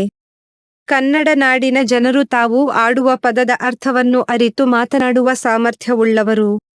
ಆಡುವ ಮಾತನ್ನು ಅರ್ಥ ಮಾಡಿಕೊಂಡು ನಡೆಯುವವರಾಗಿದ್ದರು. ಈ ನೆಲದ ಜನಸಾಮಾನ್ಯರು ನಿಜವಾಗಿಯೂ ಚತುರರು. ಅವರು ಶಿಕ್ಷಣವನ್ನು ಪಡೆಯದಿದ್ದರೂ ಕಾವ್ಯವನ್ನು ರಚಿಸುವಷ್ಟು ಪರಿಣತಿ ಹೊಂದಿದವರು ಎಂದು ಕನ್ನಡಿಗರ ಗುಣ ವಿಶೇಷತೆ ಹಾಗೂ ಕಾವ್ಯ ಶಕ್ತಿಯನ್ನು ಶ್ರೀ ವಿಜಯ ತಮ್ಮ ಕವಿರಾಜ ಮಾರ್ಗದಲ್ಲಿ ಕನ್ನಡ ಭಾಷೆಯನ್ನು ವರ್ಣಿಸಿದ ರೀತಿಯನ್ನು ಈ ಕೆಳಗಿನಂತೆ ಸುಲಲಿತವಾಗಿ ಸಭಾಸದರ ಮುಂದಿಡುತ್ತಾಳೆ. ಪದನರಿದು ನುಡಿಯಲು ನುಡಿ, ದುವನರಿದರೆಯಲು ಮಾರ್ಪರ ನಡವರ್ಗಳ್, ಚದುರರ್ ನಿಜದಿಂ ಕುರಿತೋ ದಡೆಯುಂ ಕಾವ್ಯ ಪ್ರಯೋಗ, ಪರಿಣತ ಮತಿಗಳ್. ಇಷ್ಟೇ ಅಲ್ಲದೆ ಕನ್ನಡ ಸಾಹಿತ್ಯಕ್ಕೆ ಚಿನ್ನದ ಮೆರುಗು ನೀಡಿದರನ್ನ ಪೊನ್ನ, ಜನ್ನ, ಷಡಕ್ಷರದೇವ, ಚಾವುಂಡರಾಯ, ಅತ್ತಿಮಬ್ಬೆ, ಹರಿಹರ, ರಾಘವಾಂಕ, ನಾಗವರ್ಮರ ಕೃತಿಗಳ ಭಾಗಗಳನ್ನು, ವಚನಕಾರರ ಹಲವಾರು ವಚನಗಳನ್ನು ಸಭೆಯಲ್ಲಿ ವಿವರಿಸುವ ತಾಕತ್ತು ಅನುಷಾಳಿಗಿದೆ. ಅದೊಂದು ವಿಡಿಯೋ. ಕರ್ನಾಟಕ ರಾಜ್ಯೋತ್ಸವ ನಿಮಿತ್ತ ಶಾಲೆಯಲ್ಲಿ ಆಸಕ್ತ ಮಕ್ಕಳಿಗೆ ಭಾಷಣ ಮಾಡಲು ಹೆಸರು ಕೊಡುವಂತೆ ಅಧ್ಯಾಪಕರು ಸೂಚಿಸಿದ್ದರು. ಅದರಂತೆ ಅನೇಕ ವಿದ್ಯಾರ್ಥಿಗಳ ಪೈಕಿ ಅನುಷಾ ಕೂಡ ತನ್ನ ಹೆಸರು ನೀಡಿದ್ದಳು.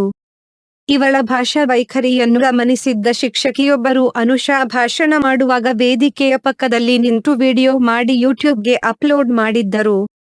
ಬೆಳಕು ಹರಿಯುವುದರೊಳಗಾಗಿ ಈ ವಿಡಿಯೋ ದಾಖಲೆ ಪ್ರಮಾಣದಲ್ಲಿ ಹಂಚಿಕೆಯಾಗಿ ಜನ ಯಾರಿವಳು, ಎಲ್ಲಿಯವಳು, ಇಷ್ಟೆಲ್ಲ ಸಾಹಿತ್ಯ ಬೆಳವಣಿಗೆಗೆ, ಭಾಷಣ ವೈಖರಿಗೆ ಏನು ಕಾರಣ ಎಂದೆಲ್ಲ ಅರಿಯುವುದಕ್ಕಾಗಿ ವಿವಿಧ ಜಾಲತಾಣಗಳನ್ನು ಹುಡುಕಲಾರಂಭಿಸಿದರು.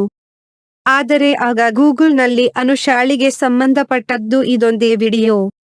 ಆದರೆ ಈಗ ಅನುಷಾ ಎಂದು ಟೈಪ್ ಮಾಡಿದರೆ ₹1000 ವಿಡಿಯೋಗಳು ಮೊಬೈಲ್ ಪರದೆಯ ಮೇಲೆ ಕಾಣಿಸಿಕೊಳ್ಳುತ್ತವೆ. ಅರಿಕೆ ಇದು.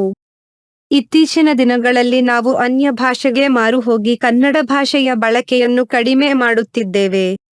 ಇದರಿಂದಾಗಿ ನಾವು ಹೆತ್ತ ತಾಯಿಯನ್ನು ಕಡೆಗಣಿಸಿದಂತೆ ಆಗುತ್ತದೆ. ಪರಭಾಷೆ ವಿರೋಧಿ ನಾನಲ್ಲ. ಉಳಿದ ಪರಭಾಷೆಗಳನ್ನು ಪ್ರೀತಿಸೋಣ. ಆದರೆ ನಮ್ಮ ಮಾತೃಭಾಷೆಯನ್ನು ಕಡ್ಡಾಯವಾಗಿ ಮಾತನಾಡೋಣ. ಸ್ವಂತ ಲಿಪಿ ಇಲ್ಲದ ಅಥವಾ ಕಷ್ಟವೆನಿಸುವ ಪರಭಾಷೆಗಳನ್ನು ವ್ಯಾಕರಣ ದೋಷದೊಂದಿಗೆ ಬಳಸಲು ಮುಂದಾಗಿರುವ ನಾವು ಸ್ವಂತ ಲಿಪಿಯನ್ನು ಹೊಂದಿ ₹1000 ವರ್ಷಗಳ ಇತಿಹಾಸವಿರುವ ಕನ್ನಡ ಭಾಷೆ ಮಾತನಾಡಲು ಯಾಕೆ ಹಿಂಜರಿಯುತ್ತಿದ್ದೇವೆ ಎಂದು ಪ್ರಶ್ನಿಸುತ್ತಾಳೆ ಈ ಬಾಲಕಿ. ಪರಭಾಷೆಗೆ ಮೃಳಾಗುವವರ ಮಧ್ಯೆ ನಮ್ಮ ಸರಕಾರಿ ಶಾಲೆಯ ವಿದ್ಯಾರ್ಥಿನಿಯ ಭಾಷಾಭಿಮಾನ ನಿಜಕ್ಕೂ ಮೈರೋಮಾಂಚನಗೊಳ್ಳುವಂತಿದೆ.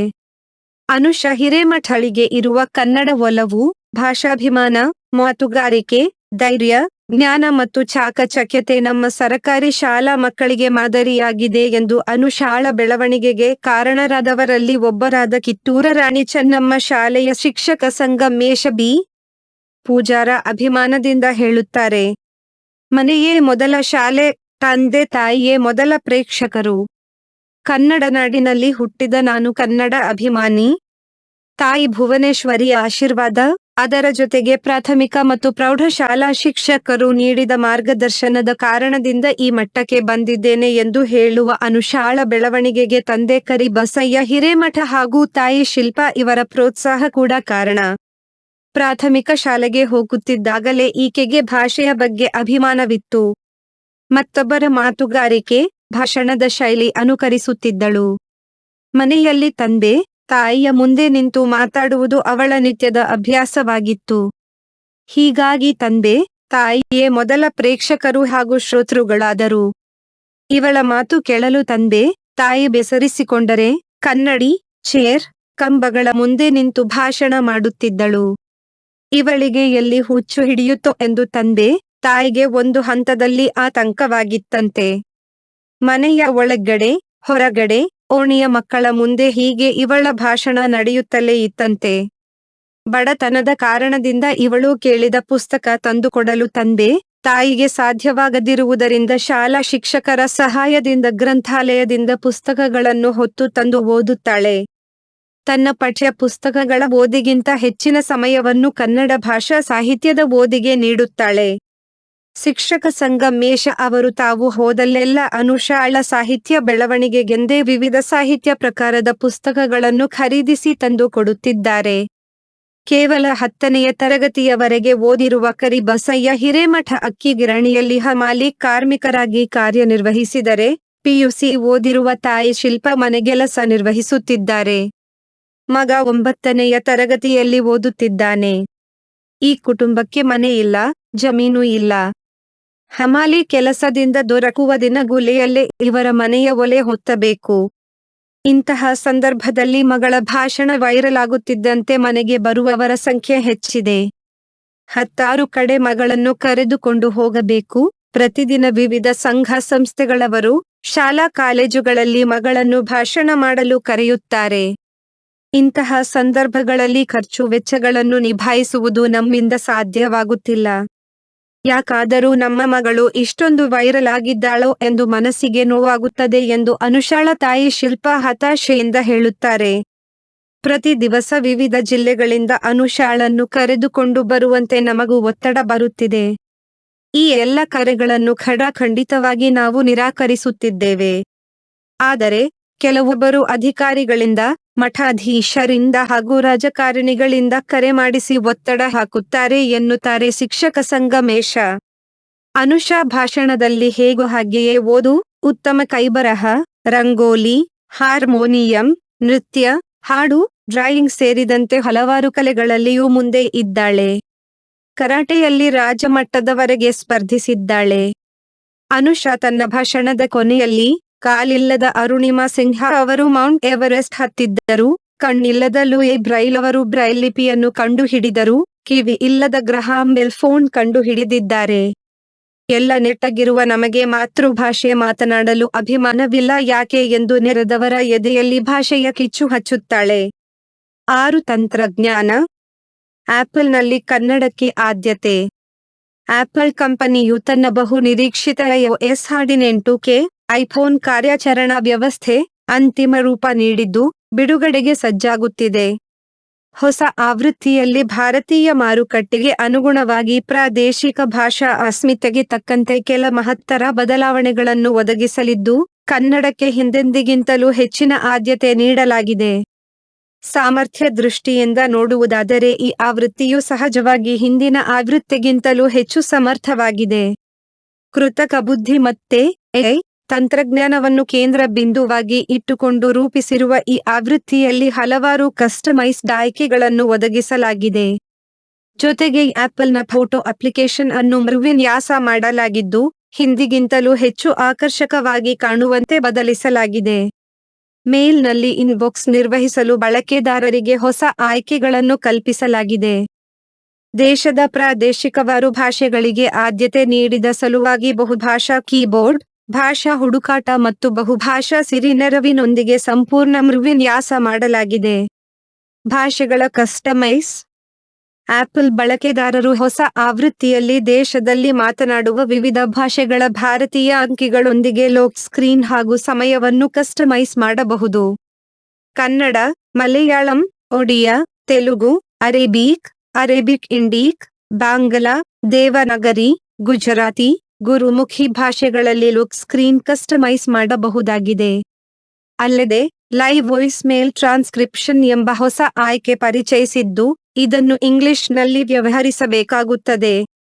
ಲೈವ್ ಕಾಲರ್ ಐಡಿ, ಸ್ಮಾರ್ಟ್ ಕರೆ, ಇತಿಹಾಸ ಹುಡುಕಾಟ ಮತ್ತು ಹೊಸ ಫೋನ್ ಕೀಪ್ಯಾಡ್ ಹುಡುಕಾಟ ಮತ್ತು ಸ್ಪೀಡ್ ಡಯಲಿಂಗ್ ಅನ್ನು ಅದರಲ್ಲಿ ಮಾಡಬಹುದು. ಬಹುಭಾಷಾ ಕೀಬೋರ್ಡ್. ಬಹುಭಾಷಾ ಕೀಬೋರ್ಡ್, ಕ್ವಿಕ್ ಪಾತ್ ಮತ್ತು ಎಮೋಜಿ ಪ್ರಿಡಿಕ್ಷನ್ ಆಯ್ಕೆಗಳು ಇದರಲ್ಲಿ ಹೊಸತಾಗಿದ್ದು, ಹೆಚ್ಚುವರಿ ಭಾಷಾ ಸ್ಕ್ರಿಪ್ಟ್ಗಳು ಪರದೆಯ ಎಡ ಮತ್ತು ಬಲಭಾಗದಲ್ಲಿ ಕಾಣಿಸಿಕೊಳ್ಳಲಿವೆ. ಬಳಕೆದಾರರು ಮನಬಂದಂತೆ ಇವುಗಳನ್ನು ಬದಲಿಸಲು ನೆರವಾಗಲಿವೆ. ಬಹುಭಾಷಾ ಕೀಬೋರ್ಡ್ ಬಳಕೆದಾರರ ಹಿಂದಿನ ಸಂಭಾಷಣೆ ನೆನಪಿನಲ್ಲಿ ಇಟ್ಟುಕೊಂಡು ಟೈಪಿಸುವಾಗ ಪರದೆಯಲ್ಲಿ ಪೂರಕ ನೆರವು ನೀಡುತ್ತದೆ. ಟೈಪ್ ಮಾಡಿದಂತೆಲ್ಲ ಅಕ್ಷರ ದೋಷವಿದ್ದರೆ ಅದನ್ನು ಸ್ವಯಂಚಾಲಿತವಾಗಿ ಸರಿಪಡಿಸುತ್ತದೆ. ಇದು ಇಂಗ್ಲಿಷ್, ಬಾಂಗ್ಲಾ, ಗುಜರಾತಿ, ಹಿಂದಿ, ಮರಾಠಿ, ಪಂಜಾಬಿ, ತಮಿಳು, ತೆಲುಗು ಹಾಗೂ ಕನ್ನಡ ಭಾಷೆಗಳಲ್ಲಿ ಲಭ್ಯ. Kannada keyboard layout. ಕನ್ನಡಕ್ಕೆ ಸಂಬಂಧಿಸಿದಂತೆ ಇದು ಐಫೋನ್ನಲ್ಲಿನ ಮಹತ್ವದ ಬದಲಾವಣೆ. ಕನ್ನಡ ಸೇರಿದಂತೆ 11 ಭಾರತೀಯ ಭಾಷೆಗಳ ವರ್ಣಮಾಲೆಯ ವಿನ್ಯಾಸಗಳಿಗೆ ಪೂರಕವಾಗಿ ಸ್ಪಂದಿಸಿ ಸರಾಗವಾಗಿ ಕಾರ್ಯನಿರ್ವಹಿಸಲು ನೆರವಾಗುತ್ತದೆ. ಇದರಿಂದ ಭಾರತೀಯ ಲಿಪಿಗಳಾದ ಕನ್ನಡ, ಹಿಂದಿ, ಬಾಂಗ್ಲಾ, ಗುಜರಾತಿ, ಮಲಯಾಳಂ, ಮರಾಠಿ, ಒಡಿಯಾ, ಪಂಜಾಬಿ, ತಮಿಳು, ತೆಲುಗು ಮತ್ತು ಉರ್ದು ಭಾಷೆಗಳನ್ನು ನೇರವಾಗಿ ಐಫೋನ್ನಲ್ಲಿ ಟೈಪ್ ಮಾಡಬಹುದು. ಕೀಲಿಗಳನ್ನು ವರ್ಣಮಾಲೆಯ ಕ್ರಮದಲ್ಲಿ ಜೋಡಿಸಲಾಗಿದ್ದು ಲೇಔಟ್ಗಳಲ್ಲಿನ ಸ್ವರ ಮತ್ತು ಸಂಯೋಜಕ ಕೀಗಳು ಬಳಕೆದಾರರು ಟೈಪ್ ಮಾಡುವುದರ ಆಧಾರದ ಮೇಲೆ ಕ್ರಿಯಾತ್ಮಕವಾಗಿ ಬದಲಾಗುತ್ತವೆ ಮತ್ತು ಟೈಪ್ ಮಾಡಲು ಸರಿಯಾದ ಅಕ್ಷರವನ್ನು ಹುಡುಕುವುದು ಇನ್ನಷ್ಟು ಸುಲಭ. ಕನ್ನಡದಲ್ಲಿ ಸಿರಿಯನ್ನು ಮಾತನಾಡಿಸಿ. ಸಿರಿ 9 ಭಾರತೀಯ ಭಾಷೆಗಳಿಗೆ ಮತ್ತು ಭಾರತದಲ್ಲಿ ಬಳಸುವ ಇಂಗ್ಲಿಷ್ ಭಾಷೆಯೊಂದಿಗೆ ಮುಕ್ತವಾಗಿ ವ್ಯವಹರಿಸುತ್ತದೆ. ಹೊಸ ಆವೃತ್ತಿ ಬಿಡುಗಡೆಗೊಂಡ ಬಳಿಕ ಬಳಕೆದಾರರು ಸಿರಿಯನ್ನು ಸ್ಥಳೀಯ ಭಾಷೆಯೊಂದಿಗೆ ಬೆರೆಸಿದ ಇಂಗ್ಲಿಷ್ ಬಳಸಿ, ಕಾಲ ನೋಡಲು, ಅಲಾರಂ ಸೆಟ್ ಮಾಡಲು ಮತ್ತು ಟೈಮರ್ ಹೊಂದಿಸಲು, ಅಪ್ಲಿಕೇಶನ್ ತೆರೆಯಲು, ಸಂಗೀತ ಪ್ಲೇ ಮಾಡಲು ಅಥವಾ ಹವಾಮಾನ ಪರಿಶೀಲಿಸುವುದು ಸೇರಿದಂತೆ ಇನ್ನಿತರ ವಿಚಾರಗಳ ಬಗ್ಗೆ ಆದೇಶ ನೀಡಬಹುದು, ಮಾಹಿತಿ ಕೋರಬಹುದು. ಬಳಕೆದಾರರು ಇಂಗ್ಲಿಷ್ ಅನ್ನು ಬೆಂಗಾಲಿ, ಗುಜರಾತಿ, ಹಿಂದಿ, ಕನ್ನಡ, ಮಲಯಾಳಂ, ಮರಾಠಿ, ಪಂಜಾಬಿ, ತಮಿಳು ಮತ್ತು ತೆಲುಗು ಭಾಷೆಗಳೊಂದಿಗೆ ಮಿಶ್ರ ಮಾಡಿಯೂ ಸಿರಿಯೊಂದಿಗೆ ಸಂಪರ್ಕ ಹೊಂದಬಹುದು. ಉದಾಹರಣೆಗೆ, ಹೇ ಸಿರಿ, ರೋಹಿತ್ಗೆ ಕಾಲ್ ಮಾಡು ಎಂದು ಕನ್ನಡ ಮತ್ತು ಇಂಗ್ಲಿಷ್ನಲ್ಲಿ ಮಾತನಾಡಿದರೆ, ಅದು ಅವರಿಗೆ ಕರೆ ಮಾಡುತ್ತದೆ. ಪ್ರಸ್ತುತ ಬಳಕೆಯಲ್ಲಿರುವ ಸಿರಿಯು ದೇಶದಲ್ಲಿ ಹಿಂದಿ ಭಾಷೆಯೊಂದಿಗೆ ಮಾತ್ರ ವ್ಯವಹರಿಸುತ್ತದೆ. 7 ಶಿಕ್ಷಕರ ಅನುಭವ. ಕನ್ನಡದ ಮಕ್ಕಳು ಮೌಲ್ಯಮಾಪನ ಮಾಡುವಾಗ ಆಗುವ ಅನುಭವಗಳ ಮೌಲ್ಯಮಾಪನ ಮಾಡಿದವರಿಗಷ್ಟೇ ಗೊತ್ತು. ಆ ಅನುಭವ ಹೇಗಿರುತ್ತದೆ ಗೊತ್ತೇ? ಕನ್ನಡದ ಮಕ್ಕಳ ಪ್ರತಿಭಾ ವಿಲಾಸದ ಕೆಲವು ಉದಾಹರಣೆಗಳನ್ನು ನೋಡಿ.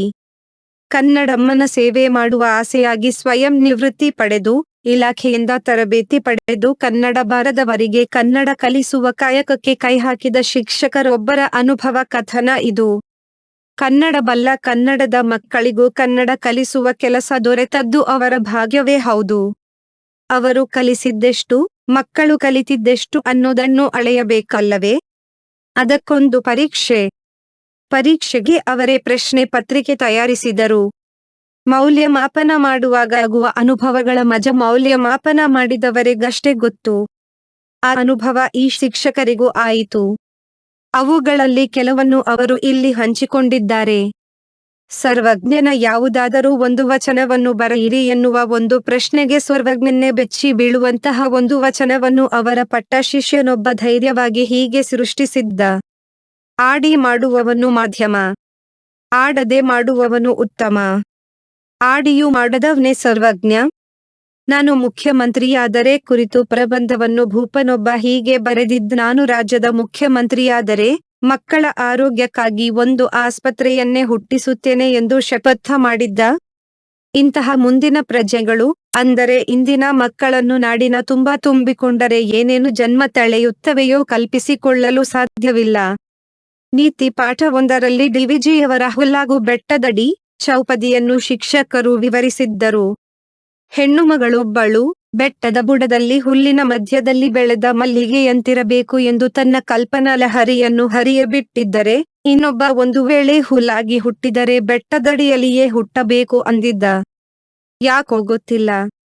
ಕಷ್ಟಗಳು ಬಂದಾಗ ಅವಕ್ಕೆ ಹೆದರದೆ ಧೈರ್ಯದಿಂದ ಎದುರಿಸಬೇಕು ಎಂದೆಲ್ಲ ಒಮ್ಮೆ ಶಿಕ್ಷಕರು ವಿವರಿಸಿದ್ದರು. ಆದರೆ ಪರೀಕ್ಷೆಯಲ್ಲಿ ಏಕಾರ ಹೆಕ್ಕಾರಗಳ ಅರಿವಿಲ್ಲದ ಒಬ್ಬ ಹಮ್ಮೀರ ಕಷ್ಟಗಳು ಬಂದಾಗ ಅವನ್ನು ಹೆದರಿಸಬೇಕು ಎಂದು ಬರೆದಿದ್ದ. ಹೌದಲ್ಲವೇ? ಅವಕ್ಕೆ ನಾವು ಹೆದರುವ ಬದಲು ನಾವೇ ಅವನ್ನು ಹೆದರಿಸೋದು ಕಲ್ಲಾಗುವುದಕ್ಕಿಂತ ಉತ್ತಮವಲ್ಲವೇ? ಪದದ ಅರ್ಥ ವಿವರಿಸಿ ಸ್ವಂತ ವಾಕ್ಯದಲ್ಲಿ ಬರೆಯಿರಿ ಅಂತ ಬಯಲಾಟ ಅನ್ನೋ ಒಂದು ಪದವನ್ನು ಕೇಳಿದ್ದರು. ಅರ್ಥ ಮಾತ್ರವೇ ಅಲ್ಲ, ಅದನ್ನು ಬಿಡಿಸಿಯೂ ಬರೆದಿದ್ದ ಒಬ್ಬ ಶಿಷ್ಯ. ಬಯಲು ಆಟ ಬಯಲಾಟ. ಇದರ ಅರ್ಥ ಯಾರದ್ದಾದರೂ ರಹಸ್ಯವನ್ನು ಎಲ್ಲರಿಗೂ ಹೇಳುವುದು. ಉದಾಹರಣೆಗೆ, ಅವಳು ನನ್ನ ಗುಟ್ಟುಗಳೆಲ್ಲವನ್ನೂ ಬಯಲಾಟ ಮಾಡಿಬಿಟ್ಟಳು. ಹೇಗಿದೆ ಉತ್ತರ? ದುಃಖದ ವಿರುದ್ಧ ಪದ ಸುಖ ಎಂದಿದ್ದ ಒಬ್ಬ. ದುಪಕ್ಕದಲ್ಲಿ 2 ಸಣ್ಣ ಸೊನ್ನೆ ಬಂದ ಮೇಲೆ ಸುಪಕ್ಕದಲ್ಲೂ ಅವು ಬರಬೇಕಾದದ್ದು ನ್ಯಾಯವಲ್ಲವೇ? ಸಾರಂತರವನ್ನೇನಾದರೂ ಕೇಳಿದರೆ ಶಿಕ್ಷಕರು ಇನ್ನು ಮಾಡುತ್ತಾರೆ. ಇನ್ನೊಂದು ಪದ ಶುಭಕ್ಕೆ ಮದುವೆ ಅಂತ ಮತ್ತೊಬ್ಬ ಬರೆದಿದ್ದ. ಈ ವಯಸ್ಸಿಗೆ ಅವನಿಗೆ ಅದು ಹೇಗೆ ಈ ಜ್ಞಾನೋದಯವಾಗಿತ್ತೋ ಗೊತ್ತಿಲ್ಲ. ವನಿತೆ ಪದಕ್ಕೆ 3 ಸಮಾನಾರ್ಥಕ ಪದಗಳನ್ನು ಬರೆಯಲು ಕೇಳಿದ್ದರು. ಒಬ್ಬ ಹೀಗೆ ಬರೆದಿದ್ದ: ಮಹಿಳೆ, ಹೆಂಗಸು ಮತ್ತು ಸ್ತ್ರೀ, ಅಂಗನೆ, ಮಾನಿನಿ ಇತ್ಯಾದಿ 16 ಸಮಾನಾರ್ಥಕ ಪದಗಳಿದ್ದರೂ ಅವನ್ನೆಲ್ಲ ಬಿಟ್ಟು ಸ್ತ್ರೀ ಅಂತ ಬರೆದು ಓದು ನೋಡೋಣ ಅಂತ ಗುರುವಿಗೆ ಸವಾಲು ಹಾಕಿದ್ದ. ತಿಪ್ಪರಲಾಗ ಹಾಕಿದರೂ ಶಿಕ್ಷಕರ ಕೈಲಿ ಆ ಏಕಾಕ್ಷರಿಯನ್ನು ಓದಲಾಗಲಿಲ್ಲ. ಇಂಥದ್ದೇ ಇನ್ನೂ ಹಲವಾರು ಹಾಸ್ಯೋತ್ತರಗಳು ನಗುವಿನ ಅಲೆಯಲ್ಲಿ ತೇಲಿಸುತ್ತವೆ. 8 ಗಾಂಧಿನಗರ ಪೋಸ್ಟ್. ಕನ್ನಡ ಗೀತೆ ಬರೆದಷ್ಟು ಗಾಥೆ. ನೋಡುಗರಲ್ಲಿ ಕನ್ನಡ ನಾಡು ನುಡಿಯ ಅಭಿಮಾನವನ್ನು ಮೂಡಿಸುವಲ್ಲಿ ಸಿನಿಮಾ ಮಂದಿ ನೆಚ್ಚಿಕೊಂಡ ಚಿತ್ರಗೀತೆಗಳು, ಚಿತ್ರರಸಿಕರ ಹಲವು ತಲೆಮಾರುಗಳನ್ನು ಬೆಸೆದಿವೆ. ಕನ್ನಡ ಚಿತ್ರಮಂಜರಿ ಎನ್ನುವುದು ಕೇವಲ ಗೀತಗಾಯನದ ಸಮಯವಲ್ಲ, ಅದು ಕನ್ನಡಿಗರ ಭಾವಕೋಶದ ಆಲಾಪವೂ ಹೌದು. ವರದಪ್ಪನವರು ಪಟ್ಟು ಹಿಡಿದಿದ್ದರು, ಸಿನಿಮಾ ಕ್ಲೈಮ್ಯಾಕ್ಸ್ ಹತ್ತಿರ ಬಂದಾಗಲೇ ಒಂದು ಹಾಡು ಇರಲೇಬೇಕು ಎಂದು. ನಿರ್ದೇಶಕ ನಾಗಾಭರಣ ಅವರಿಗೆ ಅದು ಸರಿ ಕಾಣಲಿಲ್ಲ. ಅವರು ವಾದ ಮಾಡಿದರು. ಗಂಭೀರ ರಸಕ್ಕೆ ಅದು ಭಂಗವಲ್ಲವೇ ಎನ್ನುವ ಪ್ರಶ್ನೆ ಮುಂದಿಟ್ಟರು.